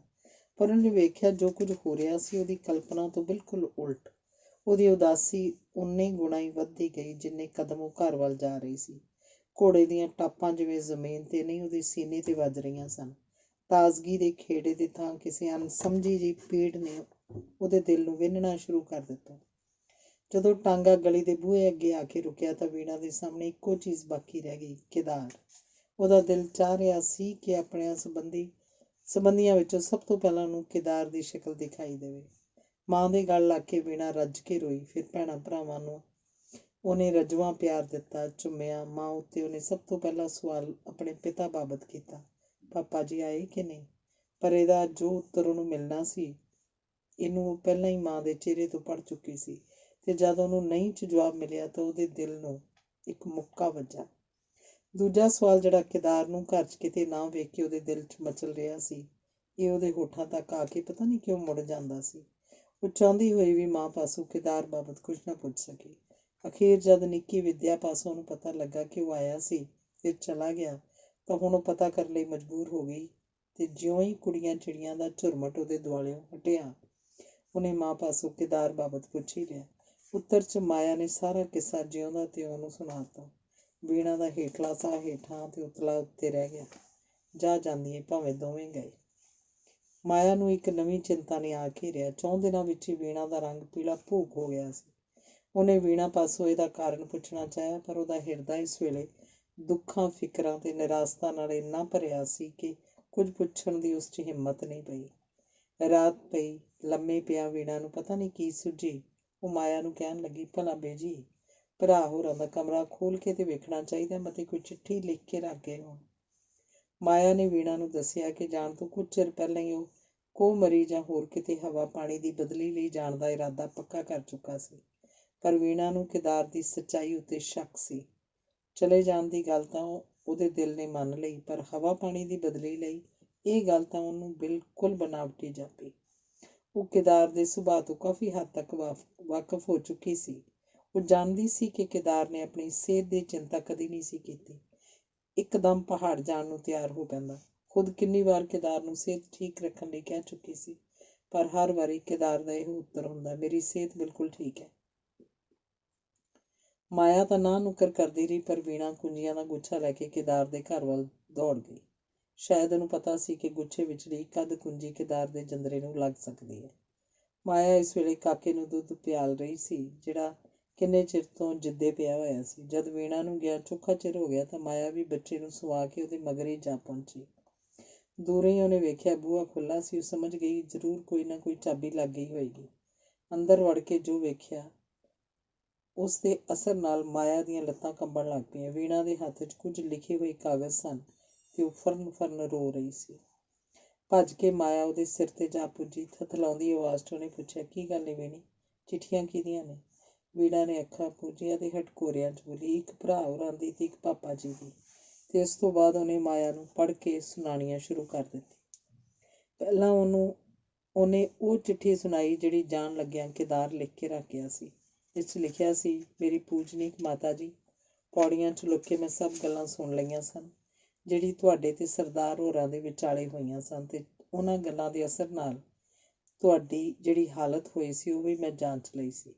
ਬੇਸ਼ੱਕ ਤੁਸੀਂ ਮੈਨੂੰ ਧੋਖੇਬਾਜ਼ ਤੇ ਫਰੇਬੀ ਸਮਝਦੇ ਹੋਵੋਗੇ, ਤੇ ਇਸ 'ਚ ਸ਼ੱਕ ਵੀ ਕੋਈ ਨਹੀਂ ਕਿ ਅਜੇ ਤੱਕ ਮੈਂ ਤੁਹਾਨੂੰ ਬੜੇ ਸਖਤ ਧੋਖੇ 'ਚ ਰੱਖਿਆ, ਪਰ ਮੇਰੀ ਆਤਮਾ ਵੀ ਕਹਿੰਦੀ ਹੈ ਕਿ ਮੇਰਾ ਪਰਮਾਤਮਾ ਵੀ ਜਾਣਦਾ ਕਿ ਮੈਂ ਜੋ ਕੁਝ ਵੀ ਕੀਤਾ ਕਿਸੇ ਭੈੜੀ ਨੀਤ ਨਾਲ ਨਹੀਂ ਕੀਤਾ। ਮੈਂ ਅਜੇ ਵੀ ਇਸ ਭੇਦ ਨੂੰ ਖੋਲ੍ਹਣਾ ਨਹੀਂ ਸੀ ਚਾਹੁੰਦਾ, ਪਰ ਹੁਣ ਜਦ ਸਰਦਾਰ ਹੋਰਾਂ ਦੀ ਜ਼ੁਬਾਨੀ ਤੁਹਾਨੂੰ ਬਹੁਤ ਕੁਝ ਪਤਾ ਲੱਗ ਚੁੱਕਾ ਤਾਂ ਮੈਂ ਤੁਹਾਨੂੰ ਹਨੇਰੇ 'ਚ ਰੱਖ ਕੇ ਹੋਰ ਪਾਪ ਦਾ ਭਾਗੀ ਨਹੀਂ ਬਣਾਂਗਾ। ਜਿਸ ਦਿਨ ਪਾਪਾ ਜੀ, ਪੰਨਾ ਲਾਲ, ਤੁਸੀਂ ਵੀਣੀ ਦੇ ਵਿਆਹ ਬਾਰੇ ਕੁਝ ਕਰਜ਼ ਲੈਣ ਲਈ ਕਹਿ ਭੇਜਿਆ ਸੀ, ਉਸ ਦਿਨ ਉਸ ਤੋਂ ਤਕਰੀਬਨ 1 ਘੰਟਾ ਪਹਿਲਾਂ ਸਰਦਾਰ ਹੋਰਾਂ ਮੈਨੂੰ ਆਪਣੇ ਪਾਸ ਨੌਕਰ ਰੱਖ ਲਿਆ ਸੀ। ਜੇ ਮੈਨੂੰ ਪਤਾ ਹੁੰਦਾ ਕਿ ਨੌਕਰੀ ਦਾ ਸਿੱਟਾ ਇਹ ਨਿਕਲਣਾ ਤੇ ਭਾਵੇਂ ਭੁੱਖਾ ਮਰ ਜਾਂਦਾ, ਭੁੱਲ ਕੇ ਵੀ ਇਹ ਹਰਕਤ ਨਾ ਕਰਦਾ। ਪਰ ਮੈਨੂੰ ਉਦੋਂ ਪਤਾ ਲੱਗਾ ਜਦੋਂ ਪਾਪਾ ਜੀ ਚਾਰਜ ਦੇ ਕੇ ਚਲੇ ਗਏ, ਤਾਂ ਜਾਣ ਤੋਂ ਕੁਝ ਚਿਰ ਬਾਅਦ ਉਹਨਾਂ ਮੈਨੂੰ ਕਿਸੇ ਦੇ ਹੱਥ ਇੱਕ ਦਸਤੀ ਚਿੱਠੀ ਜਿਹੜੀ ਨਾਲ ਸ਼ਾਮਲ ਹੈ, ਚਿੱਠੀ ਪੜ੍ਹ ਕੇ ਮੇਰੇ ਪੈਰਾਂ ਹੇਠੋਂ ਜ਼ਮੀਨ ਖਿਸਕ ਗਈ। ਮੈਂ ਬੜਾ ਦੁਖੀ ਹੋਇਆ। ਸਟੇਸ਼ਨ ਤੀਕ ਜਾ ਕੇ ਉਹਨਾਂ ਨੂੰ ਲੱਭਦਾ ਫਿਰਿਆ, ਪਰ ਉਹਨਾਂ ਦਾ ਕੋਈ ਪਤਾ ਨਾ ਲੱਗਾ। ਅਖੀਰ ਮੈਂ ਦਿਲ ਨਾਲ ਫੈਸਲਾ ਕੀਤਾ ਕਿ ਮੇਰੇ ਪਾਪ ਦਾ ਪ੍ਰਾਇਸ਼ਚਿਤ ਇਹ ਹੈ ਕਿ ਇਹਨਾਂ ਦੇ ਟੱਬਰ ਦੀਆਂ ਸਾਰੀਆਂ ਜ਼ਿੰਮੇਵਾਰੀਆਂ ਆਪਣੇ ਸਿਰ ਲੈ ਲਵਾਂ। ਉਸ ਰਾਤ ਵੀਣਾ ਤੇ ਬਸੰਤ ਪਾਪਾ ਜੀ ਨੂੰ ਲੱਭਦੇ ਲੱਭਦੇ ਦੁਕਾਨ 'ਤੇ ਆਏ। ਮੈਂ ਵੀਣਾ ਨੂੰ ਝੂਠੀ ਮੂਠੀ ਕਹਿ ਦਿੱਤਾ ਕਿ ਪਾਪਾ ਜੀ ਬੰਬਈ ਚਲੇ ਗਏ ਨੇ। ਦੂਜੇ ਦਿਨ ਮੈਂ ਤੁਹਾਡੇ ਪਾਸ ਆਇਆ ਤਾਂ ਤੁਹਾਨੂੰ ਵੀ ਚਲਾਕੀ ਨਾਲ ਯਕੀਨ ਕਰਾ ਦਿੱਤਾ ਕਿ ਉਹਨਾਂ ਨੂੰ ਸਰਦਾਰ ਹੋਰਾਂ ਬੰਬਈ ਭੇਜ ਦਿੱਤਾ ਹੈ। ਮੈਂ ਪਾਪਾ ਜੀ ਨੂੰ ਢੂੰਡਣ 'ਚ ਕੋਈ ਕਸਰ ਨਾ ਛੱਡੀ, ਪਰ ਸਭ ਵਿਅਰਥ। ਫਿਰ ਜਦ ਤੁਸੀਂ ਵੀਣੀ ਦੇ ਵਿਆਹ ਲਈ ਰੁਪਏ ਦੀ ਮੰਗ ਕੀਤੀ ਤਾਂ ਮੈਂ ਅਹਿਮਦਾਬਾਦ ਜਾ ਕੇ 800 ਤੋਂ ਆਪਣਾ ਮਕਾਨ ਵੇਚ ਆਇਆ ਤੇ ਰੁਪਇਆ ਤੁਹਾਨੂੰ ਇਹ ਕਹਿ ਕੇ ਲਿਆ ਦਿੱਤਾ ਕਿ ਸਰਦਾਰ ਹੋਰਾਂ ਦਿੱਤਾ ਹੈ। ਇਸੇ ਤਰ੍ਹਾਂ ਜਿਹੜੀ ਹਰ ਮਹੀਨੇ ਤਨਖਾਹ ਪਾਪਾ ਜੀ ਵੱਲੋਂ ਕਹਿ ਕੇ ਤੁਹਾਨੂੰ ਲਿਆ ਕੇ ਦਿੰਦਾ ਰਿਹਾ ਸੀ, ਉਹ ਵੀ ਅਸਲ 'ਚ ਮੇਰੀ ਆਪਣੀ ਤਨਖਾਹ ਹੁੰਦੀ ਸੀ। ਹੋਰ ਵੀ ਸਭ ਕੁਝ ਇਸੇ ਤਰ੍ਹਾਂ ਸਮਝੋ। ਇਹ 1500 ਜਿਹੜਾ ਅੱਜ ਮੈਂ ਸ਼ਾਮੀ ਤੁਹਾਡੇ ਲਹਿਣੇਦਾਰ ਨੂੰ ਦਿੱਤਾ ਸੀ, ਇਹ ਸਰਦਾਰ ਹੋਰਾਂ ਬੈਂਕ 'ਚ ਜਮ੍ਹਾਂ ਕਰਾਉਣ ਲਈ ਭੇਜਿਆ ਸੀ। ਪਰ ਇੱਧਰ ਤੁਹਾਡੇ ਸਿਰ 'ਤੇ ਕਰਜ਼ ਦੀ ਇੱਕ ਨਵੀਂ ਮੁਸੀਬਤ ਵੇਖ ਕੇ ਮੈਂ ਬਰਦਾਸ਼ਤ ਨਾ ਕਰ ਸਕਿਆ। ਪਰ ਇਸ ਬਾਰੇ ਜ਼ਰਾ ਵੀ ਫਿਕਰ ਕਰਨ ਦੀ ਲੋੜ ਨਹੀਂ, ਮੈਂ ਬੜੀ ਛੇਤੀ ਸਰਦਾਰ ਹੋਰਾਂ ਦਾ ਕਰਜ਼ ਉਤਾਰ ਦਿਆਂਗਾ। ਨਾਲ ਹੀ ਜਿਹੜਾ ਤੁਹਾਨੂੰ 1000 ਤੋਂ ਮਕਾਨ ਗਹਿਣੇ ਧਰਨਾ ਪਿਆ, ਉਹ ਵੀ ਮਿਆਦ ਤੋਂ ਪਹਿਲਾਂ ਮੋੜ ਦਿਆਂਗਾ। ਮੇਰੇ 'ਚ ਇੰਨੀ ਸਮਰੱਥਾ ਅਜਿਹੀ ਹੈ। ਮੈਂ ਅੱਜ ਤੁਹਾਡੇ ਪਾਸੋਂ ਜਿਹੜੀ ਹਵਾ ਪਾਣੀ ਬਦਲੀ ਖਾਤਰ ਜਾਣ ਦੀ ਆਗਿਆ ਲਈ ਹੈ, ਉਹ ਇਹ ਵੀ ਸਾਰਾ ਝੂਠ ਸੀ।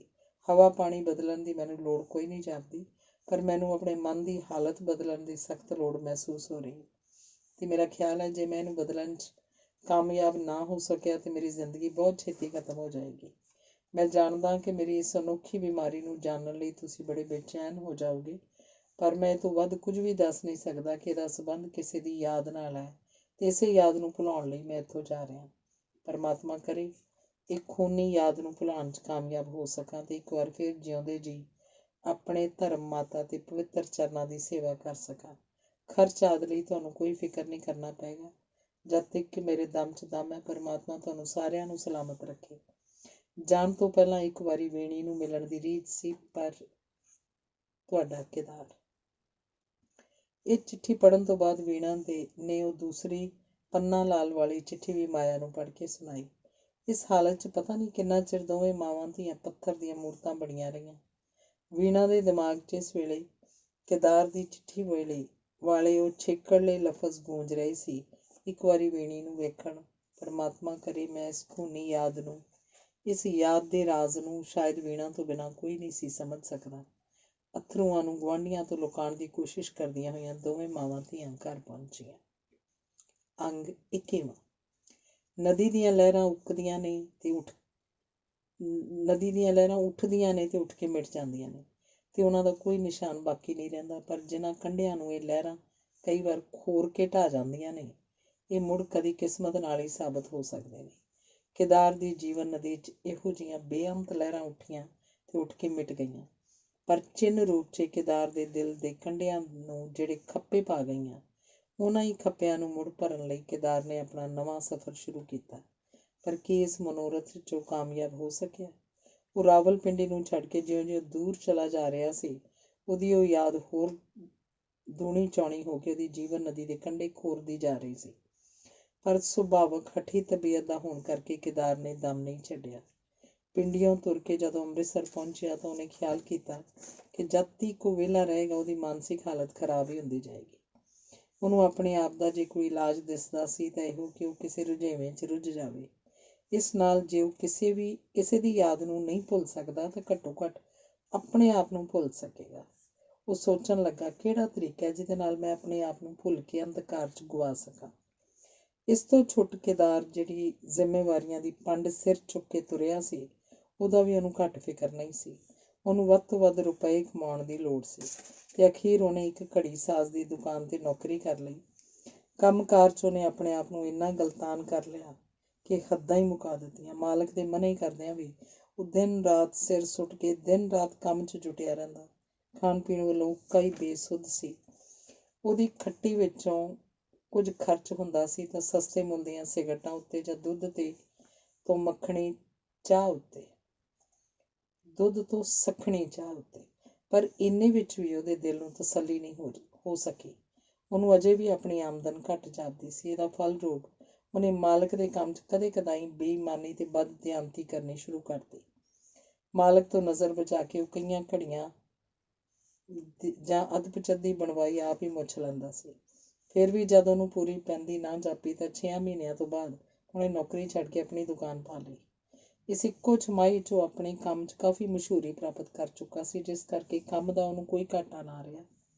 ਨਕੰਮੀ ਤੋਂ ਨਕੰਮੀ ਘੜੀ ਨੂੰ ਐਸੇ ਸੁਚੱਜੇ ਤਰੀਕੇ ਨਾਲ ਮੁਰੰਮਤ ਕਰਦਾ ਕਿ ਹਰ ਵੇਖਣ ਵਾਲਾ ਕਹਿੰਦਾ ਵੀ ਕਮਾਲ ਕਰਤਾ ਇਹਨੇ ਤਾਂ, ਤੇ ਇਹਦੇ ਹੁੰਦਿਆਂ ਲੋਕਾਂ ਨੇ ਇਹਦਾ ਨਾਂ ਹੀ ਕਮਾਲ ਪਾ ਦਿੱਤਾ। ਚੰਗੇ ਤੋਂ ਚੰਗੇ ਘੜੀ ਸਾਜ਼ ਵੀ ਇਹਦੀ ਕਾਬਲੀਅਤ ਦਾ ਲੋਹਾ ਮੰਨਣ ਲੱਗ ਪਏ। ਆਪਣੀ ਦੁਕਾਨ ਕਰਨ ਤੋਂ ਬਾਅਦ ਉਹਦਾ ਕੰਮ ਕਾਰ ਖੂਬ ਚਮਕਿਆ। ਉਹਦੀ ਆਮਦਨ ਦਿਨੋਂ ਦਿਨ ਵੱਧਦੀ ਜਾ ਰਹੀ ਸੀ। ਸਮਾਂ ਪਾ ਕੇ ਉਹਦੇ ਚਾਲ ਚੱਲਣ ਨੂੰ ਲੋਕ ਸ਼ੱਕ ਦੀ ਨਜ਼ਰ ਨਾਲ ਵੇਖਣ ਲੱਗੇ। ਕੰਜੂਸ ਤੇ ਲਾਲਚੀ ਤਾਂ ਉਹਨੂੰ ਹਰ ਕੋਈ ਆਖਦਾ ਸੀ, ਪਰ ਬਹੁਤੇ ਲੋਕਾਂ ਦਾ ਇਹ ਵੀ ਖਿਆਲ ਸੀ ਕਿ ਉਹਨੂੰ ਕੋਈ ਭਾਰੀ ਐਬ ਵੀ ਹੈ, ਤੇ ਇਹਦੇ ਸਬੂਤ ਲਈ ਉਹਨਾਂ ਦੀ ਦਲੀਲ ਵੀ ਖਾਸੀ ਵਜ਼ਨਦਾਰ ਸੀ। ਜਿਹੜਾ ਆਦਮੀ 5-7 ਰੁਪਏ ਰੋਜ਼ ਦਾ ਕਮਾਊ ਹੋਵੇ, ਪਰ ਹਾਲਤ ਉਹਦੀ ਇਹ ਹੋਵੇ ਕਿ ਕੱਪੜੇ ਪਾਟੇ, ਰੋਟੀ ਸਵਾਦ ਦੀ ਖਾਦਿਆਂ ਕਦੀ ਉਹਨੂੰ ਕਿਸੇ ਨੇ ਵੇਖਿਆ ਨਾ ਹੋਵੇ, ਉਸ ਬਾਬਤ ਇਹੋ ਜਿਹੇ ਸ਼ੱਕ ਪੈਦਾ ਹੋਣੇ ਕੁਦਰਤੀ ਗੱਲ ਸੀ। ਸਰੀਰ ਉਹਦਾ ਇੰਨਾ ਕਮਜ਼ੋਰ ਸੀ ਕਿ ਤਪਦਿਕ ਦਾ ਬਿਮਾਰ ਕੀ ਹੁੰਦਾ। ਜੇ ਚਾਹ ਪੀਂਦਾ ਤਾਂ ਬਗੈਰ ਦੁੱਧ ਤੋਂ, ਸਿਗਰਟ ਪੀਂਦਾ ਤਾਂ ਉਹ ਜਿਹੜੇ ਆਨੇ ਦੇ ਘੱਟੋ ਘੱਟ 10 ਜ਼ਰੂਰ ਆਉਂਦੇ ਹੋਣ।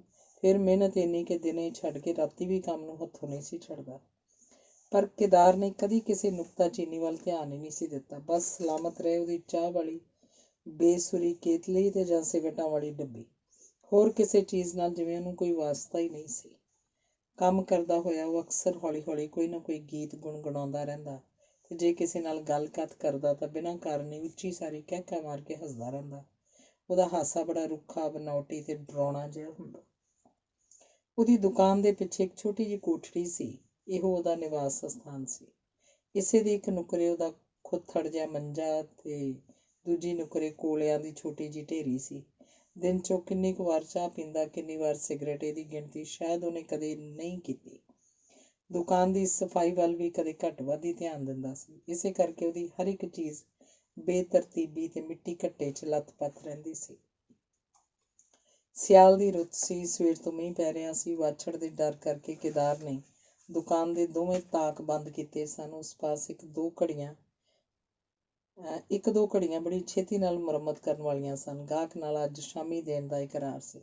ਸਿਰ ਸੁੱਟ ਕੇ ਉਹ ਕੰਮ 'ਚ ਜੁਟਿਆ ਸੀ। ਉਹਦੇ ਲਾਗੇ ਕਰਕੇ ਅੰਗੀਠੀ ਤੇ ਕੇਤਲੀ ਕੱਢ ਰਹੀ ਸੀ।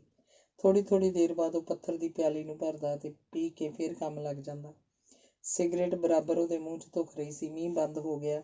ਇੱਥੋਂ ਤੱਕ ਕਿ ਕੜਾਕੇਦਾਰ ਧੁੱਪ ਚੜ੍ਹ ਆਈ, ਪਰ ਕੇਦਾਰ ਨੂੰ ਕੋਈ ਸੋਝੀ ਨਹੀਂ ਸੀ। ਉਸੇ ਤਰ੍ਹਾਂ ਬੂਹਾ ਮਾਰੀ ਆਪਣੇ ਕੰਮ 'ਚ ਮਸਤ ਸੀ। ਇੱਕ ਘੜੀ ਦਾ ਕੰਮ ਉਹਨੇ ਖਤਮ ਕਰ ਲਿਆ ਸੀ। ਦੂਜੀ ਸ਼ੁਰੂ ਕਰਨ ਤੋਂ ਪਹਿਲਾਂ ਉਹਨੇ ਫੇਰ ਚਾਹ ਦੀ ਪਿਆਲੀ ਭਰ ਕੇ ਪੀਤੀ। ਫਿਰ ਡੱਬੀ 'ਚੋਂ ਸਿਗਰਟ ਕੱਢ ਕੇ ਧੁਖਾਈ। ਬੂਹੇ ਦੇ ਉੱਤੇ ਕਰਕੇ ਧੁੱਪ ਦੀ ਇੱਕ ਤੇਜ਼ ਛੁਆ ਅੰਦਰ ਆ ਰਹੀ ਸੀ, ਜਿਹੜੀ ਉਹਦੇ ਅੱਗੋਂ ਦੀ ਲੰਘਦੀ ਹੋਈ ਸਿੱਧੀ ਸੜਕ ਵਾਂਗ ਪਿਛਲੀ ਕੰਧ ਤੱਕ ਚਲੀ ਗਈ। ਸਿਗਰਟ ਦੇ ਸੂਟੇ ਲਾ ਲਾ ਕੇ ਕੇਦਾਰ ਮੂੰਹ ਉੱਚਾ ਕਰੀ ਧੂੰਆਂ ਛੱਡ ਰਿਹਾ ਸੀ, ਤੇ ਧੂੰਆਂ ਉਸ ਚਾਨਣੀ ਸੜਕ 'ਚ ਰਲ ਕੇ ਲਹਿਰਾਂ ਜਿਹੀਆਂ ਪੈਦਾ ਕਰ ਰਿਹਾ ਸੀ। ਇਹ ਲਹਿਰਾਂ ਕਦੀ ਗੋਲ, ਕਦੀ ਲਮੂਤਰੇ ਚੱਕਰਾਂ ਦੀਆਂ ਸ਼ਕਲਾਂ ਬਣ ਕੇ ਉਸ ਸੜਕ ਥਾਣੇ ਬੂਹੇ ਵੱਲ, ਜਿੱਥੋਂ ਇਹ ਚਾਨਣ ਆ ਰਿਹਾ ਸੀ, ਬਾਹਰ ਜਾ ਰਹੀਆਂ ਸਨ। ਕੇਦਾਰ ਦੀ ਨਜ਼ਰ ਬਰਾਬਰ ਇਹਨਾਂ ਲਹਿਰਾਂ ਉੱਤੇ ਗੱਡੀ ਹੋਈ ਸੀ। ਉਹ ਵੇਖਦਾ ਜਿਉਂ ਹੀ ਉਹ ਇਹ ਧੂੰਏਂ ਦੇ ਚੱਕਰ ਬਾਹਰ ਨਿਕਲਣ ਲਈ ਉਸ ਝੀਤ ਵੱਲ ਜਾਂਦੇ ਕਿ ਬਾਹਰੋਂ ਆਇਆ ਹੋਇਆ ਹਵਾ ਦਾ ਬੁੱਲਾ ਫਿਰ ਉਹਨਾਂ ਨੂੰ ਪਿਛਾਂਹ ਧੱਕ ਦਿੰਦਾ। ਉਹ ਵੇਖ ਕੇ ਸੋਚ ਰਿਹਾ ਸੀ ਕਿ ਇਹ ਧੂੰਆਂ ਅੰਦਰ ਨਹੀਂ ਟਿਕ ਸਕਦਾ। ਕਿਉਂ ਇਹ ਘੜੀ ਮੁੜੀ ਬਾਹਰ ਨਿਕਲਣ ਲਈ ਕਾਹਲਾ ਪੈ ਰਿਹਾ? ਕਿਉਂ ਇਹ ਲਹਿਰਾਂ ਬਣ ਕੇ ਉਥਲ-ਪੁਥਲ ਹੋ ਰਿਹਾ? ਤੇ ਉਹ ਫਿਰ ਆਪਣੀ ਤਰਕ ਦੇ ਜਵਾਬ 'ਚ ਆਪ ਹੀ ਸੋਚਣ ਲੱਗ ਪੈਂਦਾ, ਬੇਸ਼ੱਕ ਇਹ ਰੁਕਣ ਵਾਲੀ ਚੀਜ਼ ਨਹੀਂ। ਇਹਨੂੰ ਬੰਦ ਬੂਹਿਆਂ ਪਿੱਛੇ ਰੋਕੀ ਰੱਖਣਾ ਨਾਮੁਮਕਿਨ ਹੈ। ਇਸ ਵੇਲੇ ਕੇਦਾਰ ਹੌਲੀ ਹੌਲੀ ਇਹ ਤੁਕਾਂ ਗੁਣਗੁਣਾ ਰਿਹਾ ਸੀ। ਅਲਵਿਦਾ ਏ ਕਾਫਲੇ ਵਾਲੇ, ਮੁਝੇ ਅਬ ਛੋੜ ਦੇ, ਮੇਰੀ ਕਿਸਮਤ ਮੇਂ ਲਿਖੀ ਥੀ ਦਸਤ ਕੀ ਵੇਰਾਨੀਆਂ। ਤੁਕ ਖਤਮ ਹੋਣ ਤੋਂ ਪਹਿਲਾਂ ਬੂਹੇ ਦਾ ਤਾਕ ਹੌਲੀ ਹੌਲੀ ਖੁੱਲ੍ਹਣਾ ਸ਼ੁਰੂ ਹੋਇਆ। ਇਹ ਖਿਆਲ ਕੀਤਾ ਸ਼ਾਇਦ ਹਵਾ ਦੇ ਝੋਂਕੇ ਨਾਲ ਖੁੱਲ੍ਹ ਗਿਆ ਹੋਵੇ, ਪਰ ਜਿਉਂ ਹੀ ਬੂਹੇ 'ਚ ਉਹਨੇ ਇੱਕ ਉੱਪਰੇ ਆਦਮੀ ਨੂੰ ਖੜਾ ਵੇਖਿਆ, ਗਾਣੇ ਦੀ ਤੁਕ ਉਹਦੇ ਬੁੱਲ੍ਹਾਂ 'ਚ ਹੀ ਗੁੰਮ ਹੋ ਗਈ ਤੇ ਉਹਦੇ ਧੂੰਏਂ ਵਾਲੀ ਫਿਲਾਸਫੀ ਵੀ ਅਧੂਰੀ ਰਹਿ ਗਈ। ਮਿਸਟਰ ਕੇਦਾਰ ਤੁਹਾਡਾ ਹੀ ਨਾਂ ਹੈ? ਆਉਣ ਵਾਲੇ ਨੇ ਸਵਾਲ ਕੀਤਾ। ਜੀ ਹਾਂ, ਹੁਕਮ। ਕੇਦਾਰ ਨੇ ਸੋਚਿਆ ਸ਼ਾਇਦ ਕੋਈ ਘੜੀ ਮੁਰੰਮਤ ਕਰਾਉਣ ਵਾਲਾ ਗਾਹਕ ਆਇਆ, ਪਰ ਆਪਣਾ ਨਾਂ ਸੁਣਦਿਆਂ ਹੀ ਸੋਚਾਂ 'ਚ ਪੈ ਗਿਆ ਕਿ ਮੇਰਾ ਅਸਲ ਨਾਂ ਤੇ ਬਹੁਤ ਘੱਟ ਲੋਕ ਜਾਣਦੇ ਨੇ। ਅਕਸਰ ਲੋਕੀ ਮੈਨੂੰ ਕਮਾਲ ਕਹਿ ਕੇ ਸੱਦਦੇ ਨੇ। ਆਉਣ ਵਾਲਾ ਬੜੀ ਬੇਤਕੱਲਫੀ ਨਾਲ ਝਪਾ-ਝਪ ਅੰਦਰ ਲੰਘ ਆਇਆ ਤੇ ਆਉਂਦਿਆਂ ਹੀ ਉਹਨੇ ਕੇਦਾਰ ਦੇ ਦੋਵਾਂ ਪੈਰਾਂ 'ਤੇ ਹੱਥ ਰੱਖ ਕੇ ਆਪਣੇ ਮੱਥੇ ਨੂੰ ਛੁਆਏ। ਮਾਫ਼ ਕਰਨਾ, ਮੈਂ ਤੁਹਾਨੂੰ ਪਛਾਤਾ ਨਹੀਂ। ਕੇਦਾਰ ਨੇ ਬੜੀ ਘੋਖ ਨਾਲ ਉਸ ਪਤਲੇ, ਲੰਮੇ, ਅਧਖੜ ਉਮਰ ਦੇ ਆਦਮੀ ਵੱਲ ਤੱਕਦਿਆਂ ਤੇ ਉਹਦੇ ਖੱਦਰ ਦੇ ਸਵੱਛ ਪਹਿਰਾਵੇ ਨੂੰ ਵੇਖਦਿਆਂ ਹੋਇਆ ਪੁੱਛਿਆ। ਮੇਰਾ ਨਾਮ ਪੰਨਾ ਲਾਲ ਹੈ। ਆਉਣ ਵਾਲੇ ਦੀਆਂ ਅੱਖਾਂ 'ਚ ਪਿਆਰ, ਅਹਿਸਾਨਮੰਦੀ ਤੇ ਮਮਤਾ ਦੀ ਗਿੱਲ ਸੀ। ਹੈਂ ਤੁਸੀਂ? ਕੇਦਾਰ ਦੇ ਹੱਥੋਂ ਸਿਗਰਟ ਦਾ ਟੋਟਾ ਸ਼ੋਅਕੇਸ ਉੱਤੇ ਡਿੱਗ ਪਿਆ ਤੇ ਅੱਬੜਵਾਇਆ ਉੱਠ ਕੇ ਉਹਦੇ ਪੈਰਾਂ 'ਤੇ ਡਿੱਗ ਪਿਆ। ਉਹਦੇ ਮੂੰਹੋਂ ਇੱਕ ਸ਼ਬਦ ਵੀ ਨਾ ਨਿਕਲ ਸਕਿਆ। ਕਿੰਨਾ ਚਿਰ ਪੰਨਾ ਲਾਲ ਨੇ ਉਹਨੂੰ ਛਾਤੀ ਨਾਲ ਘੁੱਟੀ ਰੱਖਿਆ। ਦੋਵੇਂ ਜ਼ਬਾਨਾਂ ਨਿਰਵਾਕ ਸਨ। ਜ਼ੁਬਾਨਾਂ ਦਾ ਕੰਮ ਸ਼ਾਇਦ ਚੌਹਾਂ ਅੱਖਾਂ ਦੇ ਅੱਥਰੂ ਕਰ ਰਹੇ ਸਨ। ਉਹ ਮੇਰੇ, ਮਸਾਂ ਇੰਨਾ ਹੀ ਪੰਨਾ ਲਾਲ ਕਹਿ ਸਕਿਆ। ਉਹਨੇ ਕਈ ਵਾਰ ਕੇਦਾਰ ਨੂੰ ਛਾਤੀ ਨਾਲ ਘੁੱਟਿਆ ਤੇ ਕਈ ਵਾਰ ਛੱਡਿਆ। ਤੁਸੀਂ ਆ ਗਏ, ਸ਼ੁਕਰ ਪਰਮਾਤਮਾ ਦਾ। ਕੇਦਾਰ ਨੇ ਵਾਕ ਇਸ ਤਰ੍ਹਾਂ ਕਹੇ ਜਿਵੇਂ ਅਜੇ ਵੀ ਉਹ ਸਿਰਫ ਖਿਆਲੀ ਤੌਰ 'ਤੇ ਹੀ ਪੰਨਾ ਲਾਲ ਨੂੰ ਵੇਖ ਰਿਹਾ ਹੋਵੇ, ਵਾਸਤਵ 'ਚ ਨਹੀਂ। ਪਰ ਤੁਸੀਂ ਇੰਨੇ ਦੁਬਲੇ? ਪੰਨਾ ਲਾਲ ਨੇ ਕੇਦਾਰ ਦੇ ਹੜਬਾਂ ਨਿਕਲੇ ਚਿਹਰੇ ਤੇ ਅੰਦਰ ਧਸੀਆਂ ਅੱਖਾਂ ਵੱਲ ਡਰ ਭਰੀ ਨਜ਼ਰ ਨਾਲ ਤੱਕਦਿਆਂ ਪੁੱਛਿਆ। ਮੈਨੂੰ ਤੁਸੀਂ ਕਹਿ ਕੇ ਨਾ ਬੁਲਾਓ ਪਾਪਾ ਜੀ। ਕੇਦਾਰ ਦੀਆਂ ਅੱਖਾਂ ਵਿੱਚ ਇੱਕ ਮਿੱਠੀ ਜਿਹੀ ਉਤਕੰਨਾ ਸੀ। ਸ਼ਾਇਦ ਤੁਹਾਨੂੰ ਪਤਾ ਨਹੀਂ ਮੈਂ ਤੁਹਾਡਾ। ਬੇਸ਼ੱਕ ਤੂੰ ਮੇਰਾ ਪੁੱਤਰ ਹੈ, ਪੁੱਤਰਾਂ ਨਾਲੋਂ ਵੀ ਵਧੇਕ ਮੇਰੇ ਸਰਬੰਸ ਦਾ ਰਾਖਾ, ਪੰਨਾ ਲਾਲ ਨੇ ਕਹਿ ਕੇ ਉਹਦਾ ਵਾਕ ਪੂਰਾ ਕਰ ਦਿੱਤਾ। ਪਰ ਕੀ ਤੂੰ ਪੁੱਤਰਾਂ ਵਾਲਾ ਕੰਮ ਕੀਤਾ ਕੇਦਾਰ? ਆਪਣੇ ਉੱਤੇ ਲੱਗੇ ਦੂਸ਼ਣ ਦਾ ਉੱਤਰ ਨਾ ਦੇ ਕੇ ਕੇਦਾਰ ਨੇ ਪੁੱਛਿਆ। ਤੁਸੀਂ ਕਦੋਂ ਆਏ ਹੋ? ਤੇ ਇਹਦੇ ਨਾਲ ਹੀ ਹੋਰ ਬੇਅੰਤ ਪ੍ਰਸ਼ਨ। ਤੁਸੀਂ ਕਿੱਥੇ ਰਹੇ, ਕਿਵੇਂ ਰਹੇ, ਤੁਹਾਡੇ ਨਾਲ ਕੀ ਕੁਝ ਬੀਤੀ ਆਦਿ ਸ਼ਬਦ ਕੇਦਾਰ ਦੇ ਅੰਦਰੋਂ ਉਮੜਦੇ ਆ ਰਹੇ ਸਨ। ਸਭ ਕੁਝ ਦੱਸਾਂਗਾ, ਪੰਨਾ ਲਾਲ ਦੇ ਹੋਠ ਫਰਕ ਰਹੇ ਸਨ। ਉਹਦੇ ਮੂੰਹੋਂ ਸਾਫ਼ ਆਵਾਜ਼ ਨਹੀਂ ਸੀ ਨਿਕਲ ਰਹੀ। ਪਹਿਲਾਂ ਦੱਸ, ਤੂੰ ਆਪਣਾ ਇਹ ਹਾਲ ਕੀ ਬਣਾ ਰੱਖਿਆ? ਇਹ ਉਸ ਪਾਪ ਦਾ ਪ੍ਰਾਸ਼ਚਿਤ ਹੈ ਪਾਪਾ ਜੀ। ਕਿਹੜੇ ਪਾਪ ਦਾ? ਜਿਹੜਾ ਮੈਂ ਕੀਤਾ ਸੀ, ਤੁਹਾਡਾ ਰੋਜ਼ਗਾਰ ਖੋਹ ਕੇ ਤੁਹਾਨੂੰ ਮੌਤ ਦੇ ਮੂੰਹ 'ਚ ਧੱਕਣ ਦਾ। ਉਹ ਤੇ ਕੋਈ ਪਾਪ ਨਹੀਂ ਸੀ, ਨਾ ਹੀ ਇਹ ਉਹਦਾ ਪ੍ਰਾਸ਼ਚਿਤ ਹੈ। ਪਰ ਇੱਕ ਹੋਰ ਪਾਪ ਤੇਰੇ ਕੋਲੋਂ ਜ਼ਰੂਰ ਹੋਇਆ। ਸ਼ਾਇਦ ਇਹ ਉਹਦਾ ਪ੍ਰਾਸ਼ਚਿਤ ਹੈ।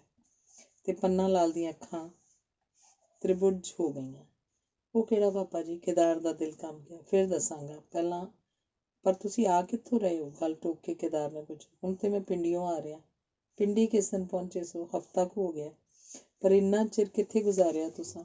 ਬੜੀ ਲੰਮੀ ਕਥਾ ਹੈ ਕੇਦਾਰ, ਜ਼ਰਾ ਠਹਿਰ ਕੇ ਸੁਣਾਵਾਂਗਾ। ਹਾਲੇ ਸਿਰਫ ਇੰਨਾ ਹੀ ਸਮਝ ਲੈ ਕਿ ਮੈਂ ਮਰਨ ਦਾ ਇਰਾਦਾ ਕਰਕੇ ਨਿਕਲਿਆ ਸੀ, ਪਰ ਮਰ ਨਾ ਸਕਿਆ। ਕੁਝ ਜਾਨ ਦੇ ਮੋਹ ਨੇ ਤੇ ਕੁਝ ਨਿੱਕੇ ਨਿੱਕੇ ਬੱਚਿਆਂ ਦੀ ਮਮਤਾ ਨੇ ਮੈਨੂੰ ਮਰਨੋਂ ਰੋਕ ਲਿਆ। ਪਰ ਘਰ ਵੱਲ ਵੀ ਤਾਂ ਕਦਮ ਨਹੀਂ ਸਨ ਉੱਠ ਸਕਦੇ। ਘਰ ਦੀ ਹਾਲਤ ਮੌਤ ਨਾਲੋਂ ਵੀ ਵੱਧ ਸੀ। ਅਖੀਰ ਦਿਲ ਦੀ ਅਸ਼ਾਂਤੀ ਦੂਰ ਕਰਨ ਲਈ ਹਰਿਦੁਆਰ ਚਲਾ ਗਿਆ। ਨਿਰਵਾਣ ਹੋ ਕੇ ਸੰਤਾਂ ਮਹਾਤਮਾ ਦੀ ਸੇਵਾ ਸਤਸੰਗ 'ਚ ਜ਼ਿੰਦਗੀ ਗੁਜ਼ਾਰਨ ਦਾ ਫੈਸਲਾ ਕਰ ਲਿਆ। ਇਸ 'ਚ ਕੋਈ ਸ਼ੱਕ ਨਹੀਂ ਕਿ ਕਈਆਂ ਪਹੁੰਚੇ ਹੋਏ ਮਹਾਂਪੁਰਸ਼ਾਂ ਦੀ ਸੰਗਤ ਨਾਲ ਮੇਰੇ ਦਿਲ ਦੀ ਜਲਨ ਕਿਸੇ ਹੱਦ ਤੱਕ ਦੂਰ ਹੋਈ। ਪਰ ਘਰ ਦਾ ਮੋਹ ਅਖੀਰ ਤੱਕ ਮੇਰਾ ਪਿੱਛਾ ਨਾ ਛੱਡ ਸਕਿਆ। ਸਾਧੂ ਬਣ ਕੇ ਬਥੇਰੇ ਜਪ ਤਪ ਕੀਤੀ, ਕਠਨ ਤੋਂ ਕਠਿਨ ਸਾਧਨਾ ਕੀਤੀਆਂ, ਪਰ ਦਿਲ ਦੀ ਤਾਰ ਹਰ ਵੇਲੇ ਘਰ 'ਚ ਹੀ ਵੱਜਦੀ ਰਹਿੰਦੀ ਸੀ। ਅਖੀਰ ਜਦੋਂ 2 ਸਾਲਾਂ ਦੀ ਕਮਾਈ ਵੀ ਮੈਨੂੰ ਮੋਹ ਦੇ ਜਾਲ 'ਚੋਂ ਨਾ ਛੁਡਾ ਸਕੀ ਤਾਂ ਮੈਂ ਹਾਰ ਕੇ ਘਰ ਵੱਲ ਰੁਖ ਕੀਤਾ। ਮੇਰਾ ਖਿਆਲ ਸੀ ਘਰ-ਬਾਰ ਸਭ ਮਿੱਟੀ 'ਚ ਮਿਲ ਚੁੱਕਾ ਹੋਏਗਾ ਤੇ ਬਾਲ ਬੱਚੇ ਰੋਟੀ ਨੂੰ ਤਰਸਦੇ ਹੁਣ ਤੇ ਇੱਕ ਮੌਤ ਦੇ ਮੂੰਹ 'ਚ ਜਾ ਚੁੱਕੇ ਹੋਣਗੇ। ਫਿਰ ਵੀ ਇੱਕ ਵਾਰੀ ਭਾਵੇਂ ਘਰ ਦੀਆਂ ਢੱਠੀਆਂ ਕੰਧਾਂ ਨੂੰ ਹੀ ਸਹੀ ਵੇਖਣ ਲਈ ਦਿਲ 'ਚ ਹਰ ਵੇਲੇ ਵਿਆਕੁਲ ਰਹਿੰਦਾ ਸੀ। ਅਖੀਰ ਮੈਂ ਦਿਲ ਨਾਲ ਫੈਸਲਾ ਕੀਤਾ ਕਿ ਜੇ ਸੱਚਮੁੱਚ ਮੇਰੇ ਘਰ ਦਾ ਉਹੀ ਹਾਲਤ ਹੋ ਚੁੱਕੀ ਹੋਵੇ ਜੋ ਮੇਰਾ ਦਿਲ ਕਹਿ ਰਿਹਾ, ਤਾਂ ਵੀ ਮੈਂ ਇੱਕ ਵਾਰੀ ਜ਼ਰੂਰ ਜਾਵਾਂਗਾ ਤੇ ਇਸ ਤੋਂ ਬਾਅਦ ਇਸ ਜ਼ਿੰਦਗੀ ਦਾ ਹਮੇਸ਼ਾ ਲਈ ਖਾਤਮਾ ਕਰ ਦਿਆਂਗਾ। ਪਰ ਘਰ ਪਹੁੰਚ ਕੇ ਜੋ ਵੇਖਿਆ ਸੁਣਿਆ, ਉਹਨੇ ਮੈਨੂੰ ਹੈਰਾਨੀ 'ਚ ਪਾ ਦਿੱਤਾ। ਮੈਨੂੰ ਨਹੀਂ ਸੀ ਪਤਾ ਕਿ ਮੇਰੇ ਪਿੱਠ ਦਿੰਦਿਆਂ ਹੀ ਪਰਮਾਤਮਾ ਨੇ ਮੇਰੇ ਘਰ 'ਚ ਇੱਕ ਦੇਵਤਾ ਭੇਜ ਦਿੱਤਾ ਸੀ ਜਿਹਦੀਆਂ ਕੁਰਬਾਨੀਆਂ ਨੇ। ਉਹਦੀ ਗੱਲ ਟੋਕ ਕੇ ਕੇਦਾਰ ਬੋਲਿਆ। ਬਸ ਪਾਪਾ ਜੀ, ਭੋਗ ਪਾਓ ਇਹਨਾਂ ਗੱਲਾਂ ਦਾ। ਔਲਾਦ ਜੇ ਮਾਪਿਆਂ ਵਾਸਤੇ ਕੁਝ ਕਰੇ ਤਾਂ ਇਹਨੂੰ ਤੁਸੀਂ ਕੁਰਬਾਨੀ ਕਹੋਗੇ? ਠੀਕ ਹੈ ਬੇਟਾ, ਪਰ ਚੰਗੀ ਤੋਂ ਚੰਗੀ ਔਲਾਦ ਵੀ ਸ਼ਾਇਦ ਇੱਥੋਂ ਤੱਕ ਨਹੀਂ ਪਹੁੰਚ ਸਕਦੀ। ਇਹ ਗੱਲਾਂ ਕਰਕੇ ਮੈਨੂੰ ਸ਼ਰਮਿੰਦਾ ਨਾ ਕਰੋ ਪਾਪਾ ਜੀ। ਪਹਿਲਾਂ ਇਹ ਦੱਸੋ, ਘਰ 'ਚ ਸੁੱਖ ਸਾਂਦ ਹੈ? ਹਾਂ, ਸੁੱਖ ਸਾਂਦ ਹੀ ਸਮਝੋ ਦਾ ਕੀ ਮਤਲਬ ਪਾਪਾ ਜੀ? ਇਹ ਫਿਰ ਦੱਸਾਂਗਾ। ਪਹਿਲਾਂ ਆਪਣੇ ਬੇਜੀ ਦਾ ਸੁਨੇਹਾ ਸੁਣ ਲੈ। ਦੱਸੋ। ਪਹਿਲੀ ਗੱਡੀ ਤੈਨੂੰ ਮੇਰੇ ਨਾਲ ਪਿੰਡੀ ਚੱਲਣਾ ਪਏਗਾ। ਇਹੋ ਹੈ ਉਹਦਾ ਸੁਨੇਹਾ। ਕੇਦਾਰ, ਤੂੰ ਹੱਦ ਕਰਤੀ ਕਿ ਅੱਜ ਤੱਕ ਉਸ ਵਿਚਾਰੀ ਨੂੰ ਆਪਣਾ ਪਤਾ ਠੀਕ ਨਾ ਦੱਸਿਆ। ਹਾਲਾਂਕਿ ਰੁਪਏ ਤੂੰ ਕਈ ਵਾਰੀ ਲਿਫਾਫੇ 'ਚ ਨੋਟ ਪਾ ਕੇ ਭੇਜਦਾ ਰਿਹਾ, ਪਰ ਸਿਰਫ ਅੰਮ੍ਰਿਤਸਰ ਦੀ ਮੋਹਰ ਤੋਂ ਵਿਚਾਰੀ ਜਨਾਨੀ ਨੂੰ ਕੀ ਪਤਾ ਲੱਗ ਸਕਦਾ? ਮੈਂ ਜਾਣ ਕੇ ਆਪਣੇ ਆਪ ਨੂੰ ਲੁਕਾਈ ਰੱਖਿਆ ਸੀ ਪਾਪਾ ਜੀ। ਕੇਦਾਰ ਦਾ ਦਿਲ ਕਿਸੇ ਹੋਰ ਦਾ ਸੁੱਖ ਸੁਨੇਹਾ ਸੁਣਨ ਲਈ ਤੜਪ ਰਿਹਾ ਸੀ, ਜਿਹਦਾ ਪੰਨਾ ਲਾਲ ਨੇ ਅਜੇ ਤੱਕ ਜ਼ਿਕਰ ਨਹੀਂ ਸੀ ਕੀਤਾ। ਕਈ ਵਾਰ ਵੀਣਾ ਦਾ ਨਾਂ ਉਹਦੀ ਜ਼ਬਾਨ 'ਤੇ ਆਉਂਦਾ ਰੁਕ ਗਿਆ। ਪਰ ਮੈਂ ਤੇ ਸ਼ਾਇਦ ਅਜੇ ਨਾ ਜਾ ਸਕਾਂ ਪਾਪਾ ਜੀ। केदार ने ठंडा साह भर के किया। क्यों? पन्ना लाल ने अजीब उत्तर सुन के हैरानी प्रगट की। अजे मेरा फर्ज पूरा नहीं हो सकिया। अजे तेरा फर्ज पूरा नहीं हो सकिया जबकि 1000 की थां तू 1300 रुपये भेज चुका है। वो मकान रहन की कैद तो चिराका आज़ाद हो चुका है। हुण तैनू जरूर मेरे नाल चलना पेगा केदार।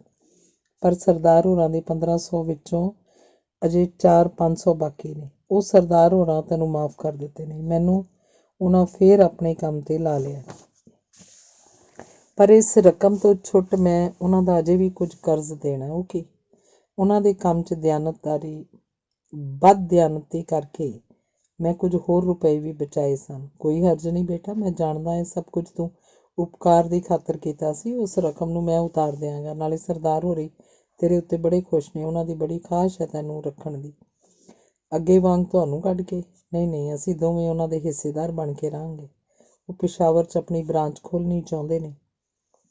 केदार अपनी दुचित्ती 'ਚ ਪੈ ਗਿਆ। ਸਗੋਂ ਪੰਨਾ ਲਾਲ ਦੇ ਨਾਲ ਜਾਣ ਲਈ ਕੁਝ ਰਜ਼ਾਮੰਦ ਵੀ ਹੋ ਗਿਆ ਤੇ ਇਹਦੇ ਨਾਲ ਹੀ ਉਹਨੂੰ ਪੰਨਾ ਲਾਲ ਦੀ ਕਹੀ ਹੋਈ ਉਹ ਪਾਪ ਤੇ ਪ੍ਰਾਸ਼ਚਿਤ ਵਾਲੀ ਗੱਲ ਯਾਦ ਆ ਗਈ। ਉਹਨੇ ਪੁੱਛਿਆ, ਹਾਂ ਤੁਸੀਂ ਕੀ ਕਹਿਣ ਲੱਗੇ ਸੋ? ਮੇਰੇ ਕੋਲੋਂ ਹੋਰ ਕਿਹੜਾ ਪਾਪ ਹੋ ਗਿਆ? ਵੇਖਦਿਆਂ ਹੀ ਵੇਖਦਿਆਂ ਪੰਨਾ ਲਾਲ ਦਾ ਚਿਹਰਾ ਗੰਭੀਰ ਹੋ ਗਿਆ। ਉਹਦੀਆਂ ਅੱਖਾਂ 'ਚ ਡੂੰਘੇ ਗਮ ਦੀਆਂ ਛਾਵਾਂ ਛਾ ਗਈਆਂ। ਕਿੰਨਾ ਹੀ ਚਿਰ ਬੋਲ ਨਾ ਸਕਿਆ। ਫਿਰ ਮੱਥੇ ਨੂੰ ਉਂਗਲਾਂ 'ਚ ਫੜ ਕੇ ਬੋਲਿਆ, केदार ਤੂੰ ਉਹ ਕੁਝ ਕੀਤਾ ਜਿਹੜਾ ਇਸ ਦੁਨੀਆ ਉੱਤੇ ਕੋਈ ਨਹੀਂ ਕਰ ਸਕਦਾ। ਤੂੰ ਮੇਰੀ ਜਾਨ ਬਚਾਈ, ਤੂੰ ਮੇਰੇ ਟੱਬਰ ਨੂੰ ਭੁੱਖ ਤੇ ਮੁਸੀਬਤਾਂ ਤੋਂ ਬਚਾਇਆ। ਪਰ केदार ਤੂੰ ਪੰਨਾ ਲਾਲ ਦਾ ਗਲਾ ਭਰੜਾ ਗਿਆ। ਉਹਨੂੰ ਹਿਚਕੀ ਆ ਗਈ। ਇਹ ਵੇਖ ਕੇ केदार ਦਾ ਦਿਲ ਸੀਨੇ 'ਚ ਧੜਕਣ ਲੱਗਾ। ਉਹਨੇ ਪੰਨਾ ਲਾਲ ਦਾ ਮੋਢਾ ਹਲੂਣਿਆ ਪੁੱਛਿਆ, ਦੱਸੋ ਪਾਪਾ ਜੀ, ਫਿਰ ਕੀ ਹੋਇਆ? ਰੱਬ ਦੇ ਵਾਸਤੇ ਛੇਤੀ ਦੱਸੋ। केदार, ਪੰਨਾ ਲਾਲ ਨੇ ਸਾਰੇ ਜ਼ਬਤ ਨਾਲ ਆਪਣੇ ਆਪ ਨੂੰ ਠੱਲ ਕੇ ਕਿਹਾ, ਤੂੰ ਵਿਚਾਰੀ ਵੀਣਾ ਦੀ ਜਾਨ ਲੈ ਲਈ। ਵੀਣਾ ਉਹਦੀ ਮੌਤ ਹੋ ਚੁੱਕੀ ਪਾਪਾ ਜੀ? केदार ਦੇ ਅੰਗਾਂ ਤੇ ਮੁਰਦਨੀ ਛਾ ਗਈ। ਉਹਦੀਆਂ ਅੱਖਾਂ ਆਪਣੇ ਆਪ ਬੰਦ ਹੋ ਗਈਆਂ ਤੇ ਕੁਝ ਚਿਰ ਬਾਅਦ ਜਦ ਖੁੱਲੀਆਂ ਤਾਂ ਉਹਨੇ ਵੇਖਿਆ ਪੰਨਾ ਲਾਲ ਅੱਖਾਂ ਪੂੰਝ ਰਿਹਾ ਸੀ। ਕਿੰਨਾ ਹੀ ਚਿਰ केदार ਨਿਰਵਾਕ ਰਿਹਾ। ਉਹਦੀਆਂ ਅੱਖਾਂ ਅੱਗੇ ਹਨੇਰਾ ਛਾ ਗਿਆ। ਉਹਨੂੰ ਕੀ ਹੋ ਗਿਆ? ਇਹ ਪ੍ਰਸ਼ਨ केदार ਦੇ ਅੰਦਰੋਂ ਇੱਕ ਵਾਰੀ ਨਹੀਂ ਕਈ ਵਾਰ ਉੱਠਿਆ, ਪਰ ਉਹ ਪੰਨਾ ਲਾਲ ਪਾਸੋਂ ਪੁੱਛ ਨਾ ਸਕਿਆ। ਸ਼ਾਇਦ ਉਹਦਾ ਅੰਦਰਲਾ ਹੀ ਇਸ ਪ੍ਰਸ਼ਨ ਦਾ ਉੱਤਰ ਉਹਨੂੰ ਦੇ ਰਿਹਾ ਸੀ। ਜ਼ਾਲਮਾ, ਆਪ ਹੀ ਉਹਨੂੰ ਮਾਰ ਕੇ ਆਪ ਹੀ ਪੁੱਛਦਾ ਹੈ। ਉਹਦੇ ਪੁੱਛਣ ਤੋਂ ਬਿਨਾਂ ਹੀ ਪੰਨਾ ਲਾਲ ਨੇ ਦੱਸਣਾ ਸ਼ੁਰੂ ਕੀਤਾ। ਮੇਰੇ ਪਹੁੰਚਣ ਤੋਂ 2 ਹਫ਼ਤੇ ਪਹਿਲਾਂ ਹੀ ਉਹਦੀ ਮੌਤ ਹੋ ਚੁੱਕੀ ਸੀ। ਮਰਨ ਤੋਂ ਪਹਿਲਾਂ ਬੇਹੋਸ਼ੀ ਦੀ ਹਾਲਤ ਵਿੱਚ ਜੋ ਗੱਲਾਂ ਵੀਣੀ ਦੇ ਮੂੰਹੋਂ ਨਿਕਲੀਆਂ, ਉਹਨਾਂ ਨੇ ਤੇਰੀ ਬੇਜੀ ਦਾ ਦਿਲ ਟੋਟੇ ਕਰ ਦਿੱਤਾ। ਜਿਸ ਦਿਨ ਵੀਣੀ ਮੋਈ, ਉਹਦੇ ਮੂੰਹੋਂ ਹਰ ਵੇਲੇ ਨਿਕਲਦਾ ਰਹਿੰਦਾ, ਹਾਏ ਜੇ ਮੈਨੂੰ ਪਤਾ ਹੁੰਦਾ ਮੈਂ ਵੀਣੀ ਨੂੰ केदार ਨਾਲ ਹੀ ਵਿਆਹ ਦਿੰਦੀ। केदार ਦੀ ਜ਼ਬਾਨ 'ਚ ਬੋਲਣ ਦੀ ਤਾਕਤ ਨਹੀਂ ਸੀ। ਉਹਦੀਆਂ ਅੱਖਾਂ ਖੁੱਲ੍ਹੀਆਂ ਸਨ, ਪਰ ਸ਼ਾਇਦ ਕੁਝ ਵੀ ਵੇਖ ਨਹੀਂ ਸਨ ਰਹੀਆਂ। ਉਹਦੇ ਹੋਠ, ਜ਼ੁਬਾਨ, ਤਾਲੂ ਸਭ ਜਿਵੇਂ ਲੱਕੜ ਦੇ ਬਣ ਚੁੱਕੇ ਸਨ। ਚੋਖਾ ਚਿਰ ਦੁਕਾਨ 'ਚ ਇੱਕ ਮਾਰੂ ਜਿਹੀ ਖਾਮੋਸ਼ੀ ਛਾਈ ਰਹੀ, ਜਿਵੇਂ ਕਹਿਣ ਸੁਣਨ ਲਈ ਕੁਝ ਵੀ ਬਾਕੀ ਨਹੀਂ ਰਿਹਾ। ਹੋਣੀ ਨਾਲ ਕਿਸੇ ਦਾ ਜ਼ੋਰ ਨਹੀਂ ਬੇਟਾ, ਪੰਨਾ ਲਾਲ ਨੇ ਅਖੀਰ ਇਸ ਚੁੱਪ ਨੂੰ ਤੋੜਦਿਆਂ ਕਿਹਾ। ਚੱਲ ਕੇ ਆਪਣੇ ਬੇਜੀ ਨੂੰ ਦਿਲਾਸਾ ਦੇ, ਉਹ ਮਰਨ ਹੱਕੀ ਹੋ ਗਈ। केदार ਉਸੇ ਤਰ੍ਹਾਂ ਬੁੱਤ ਬਣਿਆ ਬੈਠਾ ਰਿਹਾ। ਪੰਨਾ ਲਾਲ ਫੇਰ ਬੋਲਿਆ, ਬੇਟਾ ਮੈਂ ਜਾਣਨਾ ਤੇਰੇ ਦਿਲ ਦੀ ਹਾਲਤ ਨੂੰ। ਓੜਕ ਦੀ ਬਰਦਾਸ਼ਤ ਵਿਖਾਈਏ। ਜੇ ਕਦੀ ਤੂੰ ਇੱਕ ਵਾਰੀ ਵੀ ਆਪਣੀ ਬੇਜੀ ਨੂੰ ਦੱਸ ਦਿੰਦੇ ਹੋ ਕਿ ਵੀਣੀ ਲਈ। ਪੰਨਾ ਲਾਲ ਰੁਕ ਗਿਆ ਤੇ ਫਿਰ ਬੋਲਿਆ, ਜਾਂ ਵੀਣੀ ਇਸ ਭੇਦ ਨੂੰ ਮਾਂ ਅੱਗੇ ਖੋਲ੍ਹ ਦਿੰਦੀ, ਪਰ ਹੋਣੀ ਅਮਿੱਟ ਹੈ। केदार ਖਾਮੋਸ਼ ਤੇ ਅਹਿਲ ਸੀ। ਨਾ ਉਹਦੇ ਬੁੱਲ੍ਹ ਹਿੱਲੇ, ਨਾ ਅੱਖਾਂ ਦੀਆਂ ਪੁਤਲੀਆਂ ਫਰਕੀਆਂ, ਜਿਵੇਂ ਪੱਥਰ ਦਾ ਪੱਥਰ। ਜਾਣਦਾ ਹੈ, ਪੰਨਾ ਲਾਲ ਬੋਲਦਾ ਗਿਆ, ਵੀਣੀ ਦੀ ਮਾਂ ਤੈਨੂੰ ਸੱਦਣ ਲਈ ਕਿਉਂ ਇੰਨੀ ਕਾਹਲੀ ਪੈ ਰਹੀ ਹੈ? ਹੁਣ ਤੱਕ केदार ਦਾ ਮਨ ਉਸ ਪਹਿਲੀ ਸੱਟ ਦੀ ਪੀੜ ਨੂੰ ਸਹਿ ਕੁਝ ਚੇਤੰਨ ਹੋ ਚੁੱਕਾ ਸੀ। ਉਹਦੀਆਂ ਅੱਧ ਪੁਤਲੀਆਂ ਥੋੜ੍ਹਾ ਕੁ ਥਰਕੀਆਂ ਤੇ ਉਹਨੇ ਇੱਕ ਧਾਰਮਿਕ ਨਜ਼ਰ ਨਾਲ ਪੰਨਾ ਲਾਲ ਵੱਲ ਤੱਕਿਆ। ਪੰਨਾ ਲਾਲ ਨੇ ਆਪਣੀ ਗੱਲ ਜਾਰੀ ਰੱਖੀ, ਉਹ ਵਿਦਿਆ ਨੂੰ ਤੇਰੇ ਨਾਲ ਵਿਆਹ ਕੇ ਤੈਨੂੰ ਅਸਲੀ ਅਰਥਾਂ 'ਚ ਪੁੱਤਰ ਬਣਾਉਣਾ ਚਾਹੁੰਦੀ ਹੈ। ਵਿਦਿਆ ਵੀ ਤੇ ਹੁਣ ਸਿਆਣੀ ਹੋ ਚੁੱਕੀ ਹੈ। ਵੀਣੀ ਨਾਲੋਂ ਉਂਝ ਤੇ 2 ਵਰ੍ਹੇ ਛੋਟੀ ਏ, ਪਰ ਕੱਦ ਕਾਠ ਵੱਲੋਂ ਉਸ ਨਾਲੋਂ ਵੀ ਵੱਡੀ ਜਾਪਦੀ ਹੈ। ਪੰਨਾ ਲਾਲ ਦੀ ਗੱਲ ਸੁਣ ਕੇ केदार ਨੇ ਇੱਕ ਹੌਕਾ ਭਰਿਆ ਤੇ ਥੋੜ੍ਹੀ ਦੇਰ ਬਾਅਦ ਬੋਲਿਆ, ਪਾਪਾ ਜੀ, ਵੀਣੀ ਚਲੀ ਗਈ, ਮੇਰਾ ਸਭ ਕੁਝ ਚਲਾ ਗਿਆ। ਇਸ ਬਾਰੇ ਫੇਰ ਕਦੀ ਮੈਨੂੰ ਕੁਝ ਨਾ ਕਹਿਣਾ। ਮੈਂ ਦੇ ਬੋਲਣ ਦੇ ਥਾਂ केदार ਉੱਚੀ ਸਾਰੀ ਕਹਿਕਾ ਮਾਰ ਕੇ ਹੱਸ ਪਿਆ। ਪਰ ਪੰਨਾ ਲਾਲ ਵੇਖ ਰਿਹਾ ਸੀ ਇਹ ਹਾਸਾ ਕਿਹੋ ਜਿਹਾ, ਅੱਗ ਦੇ ਭਾਂਬੜ ਨੂੰ ਜਿਵੇਂ ਕੋਈ ਘਾਹ ਦੀ ਪੰਡ ਹੇਠ ਲੁਕਾਉਣਾ ਚਾਹੁੰਦਾ ਹੋ। ਨਹੀਂ केदार, ਦਾਈਏ ਭਰੇ ਹੋਠ ਪੰਨਾ ਹੋਠਾਂ ਨਾਲ ਪੰਨਾ ਲਾਲ ਬੋਲਿਆ। ਤੈਨੂੰ ਮੰਨਣਾ ਪਏਗਾ। ਮੇਰੀ ਨਾ ਸੀ, ਪਰ ਜਿਹਨੂੰ ਤੂੰ ਮਾਂ ਕਿਹਾ ਸੀ ਉਹਦੀ ਸੱਦਰ ਨੂੰ ਠੁਕਰਾ ਦੇਂਗਾ? ਇਹਦੀ ਮੈਂ ਤੈਥੋਂ ਕਦੀ ਉਮੀਦ ਨਹੀਂ ਰੱਖ ਸਕਦਾ। ਆਪਣੀ ਧਰਮ ਮਾਤਾ ਲਈ ਮੈਂ ਸਭ ਕੁਝ ਸਦਕੇ ਕਰਨ ਨੂੰ ਤਿਆਰ ਹਾਂ, ਪਰ ਪਾਪਾ ਜੀ ਸ਼ਾਇਦ ਉਹਨਾਂ ਨੂੰ ਪਤਾ ਨਹੀਂ। केदार ਕਦੇ ਦਾ ਖਤਮ ਹੋ ਚੁੱਕਾ ਹੈ। ਕੀ ਉਹ केदार ਦੀ ਲਾਸ਼ ਨੂੰ ਇਸ ਕੰਮ ਲਈ ਵਰਤਣਾ ਚਾਹੁੰਦੇ ਨੇ? ਇਹ ਨਾਮੁਮਕਿਨ ਹੈ ਪਾਪਾ ਜੀ, ਬਿਲਕੁਲ ਅਸੰਭਵ। केदार, ਪੰਨਾ ਲਾਲ ਨੇ ਮਿੰਨਤ ਨਾਲ ਕਿਹਾ, ਘਰ ਤੇ ਚੱਲ ਇੱਕ ਵਾਰੀ, ਜਿਵੇਂ ਤੂੰ ਕਹੇਂਗਾ ਉੱਦਾਂ ਹੀ ਸੀ। ਪਾਪਾ ਜੀ, ਜੇ ਮੈਂ ਇਸ ਧੱਕੇ ਤੋਂ ਸੰਭਲ ਸਕਿਆ। केदार ਨੇ ਹੌਕਾ ਭਰਿਆ। ਤੈਨੂੰ ਜਾਣਾ ਪਏਗਾ। ਪਾਪਾ ਜੀ, ਕੀ ਤੁਸੀਂ ਮੇਰੀ ਮੌਤ ਚਾਹੁੰਦੇ ਹੋ? ਨਹੀਂ ਬਰਖੁਰਦਾਰ, ਮੈਂ ਤੇਰੀ ਜ਼ਿੰਦਗੀ ਚਾਹੁੰਦਾ। ਤੇ ਫਿਰ ਆਖੇ ਲੱਗੋ। ਮੈਨੂੰ ਅਜੇ ਨਾ ਲੈ ਜਾਓ। ਉੱਥੇ ਜਾ ਕੇ ਮੇਰੇ ਦਿਲ ਦੇ ਜ਼ਖਮ ਫਿਰ ਤਾਜ਼ੇ ਹੋ ਜਾਣਗੇ। ਮੈਂ ਸ਼ਾਇਦ ਉੱਥੇ ਜਾ ਕੇ 8 ਪਹਿਰ ਵੀ ਜਿੰਦਾ ਨਹੀਂ ਰਹਿ ਸਕਾਂਗਾ। ਇਹ ਸਮਝਦੇ ਹੋਏ ਵੀ ਜੇ ਤੁਸੀਂ ਮੈਨੂੰ ਲੈ ਜਾਣਾ ਚਾਹੁੰਦੇ ਹੋ ਤਾਂ ਮੈਂ ਚੱਲਣ ਨੂੰ ਤਿਆਰ ਹਾਂ। ਚਲੋ, ਹੁਣੇ ਚਲੋ।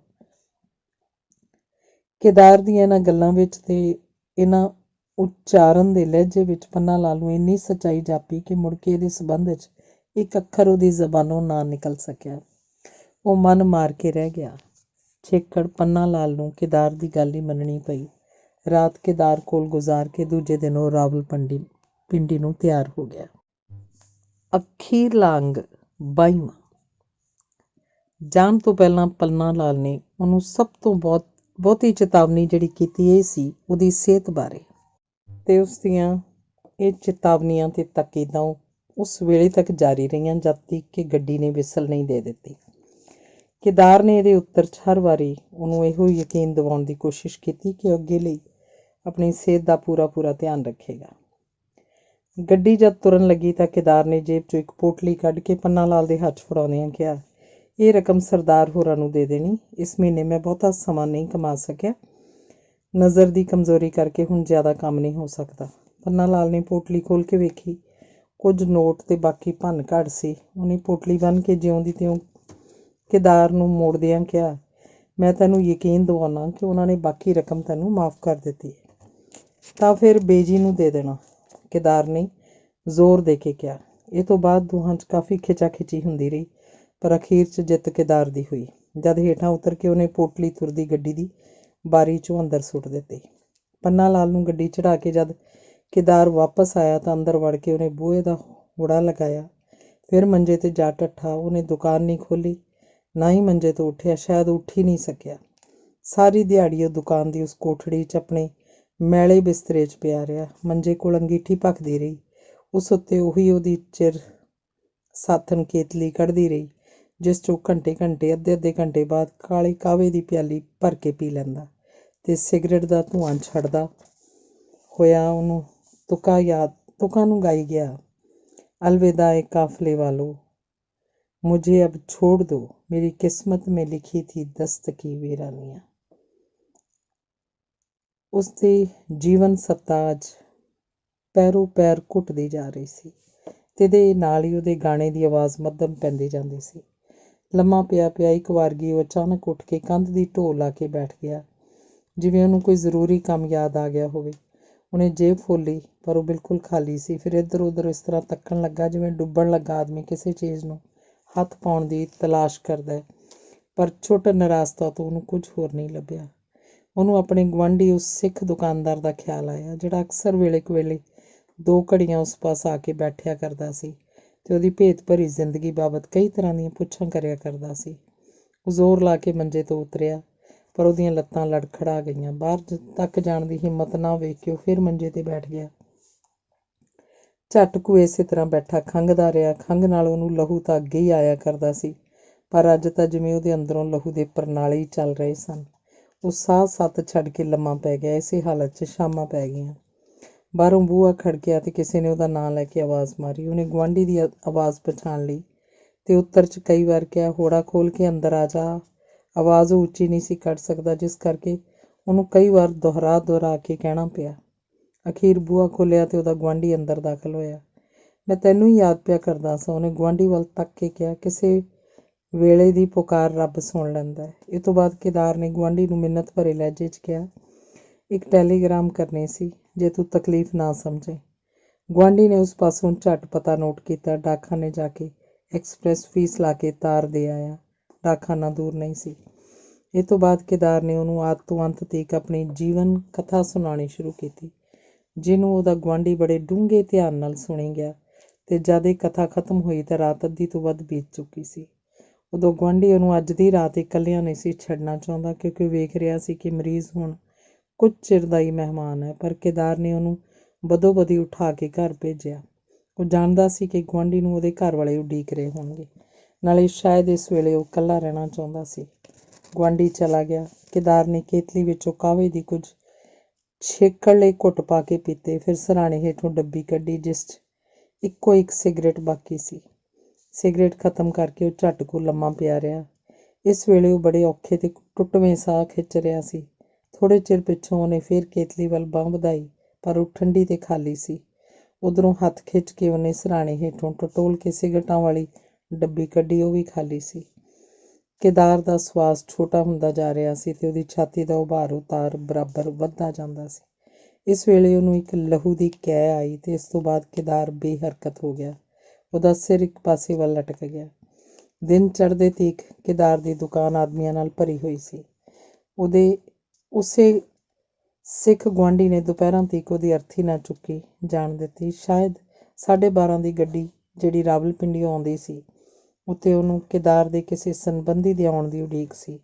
ਤੇ ਅਖੀਰ 1 ਵਜੇ ਦੇ ਲਗਭਗ ਇੱਕ ਜਨਾਨੀ ਤੇ ਇੱਕ ਮਰਦ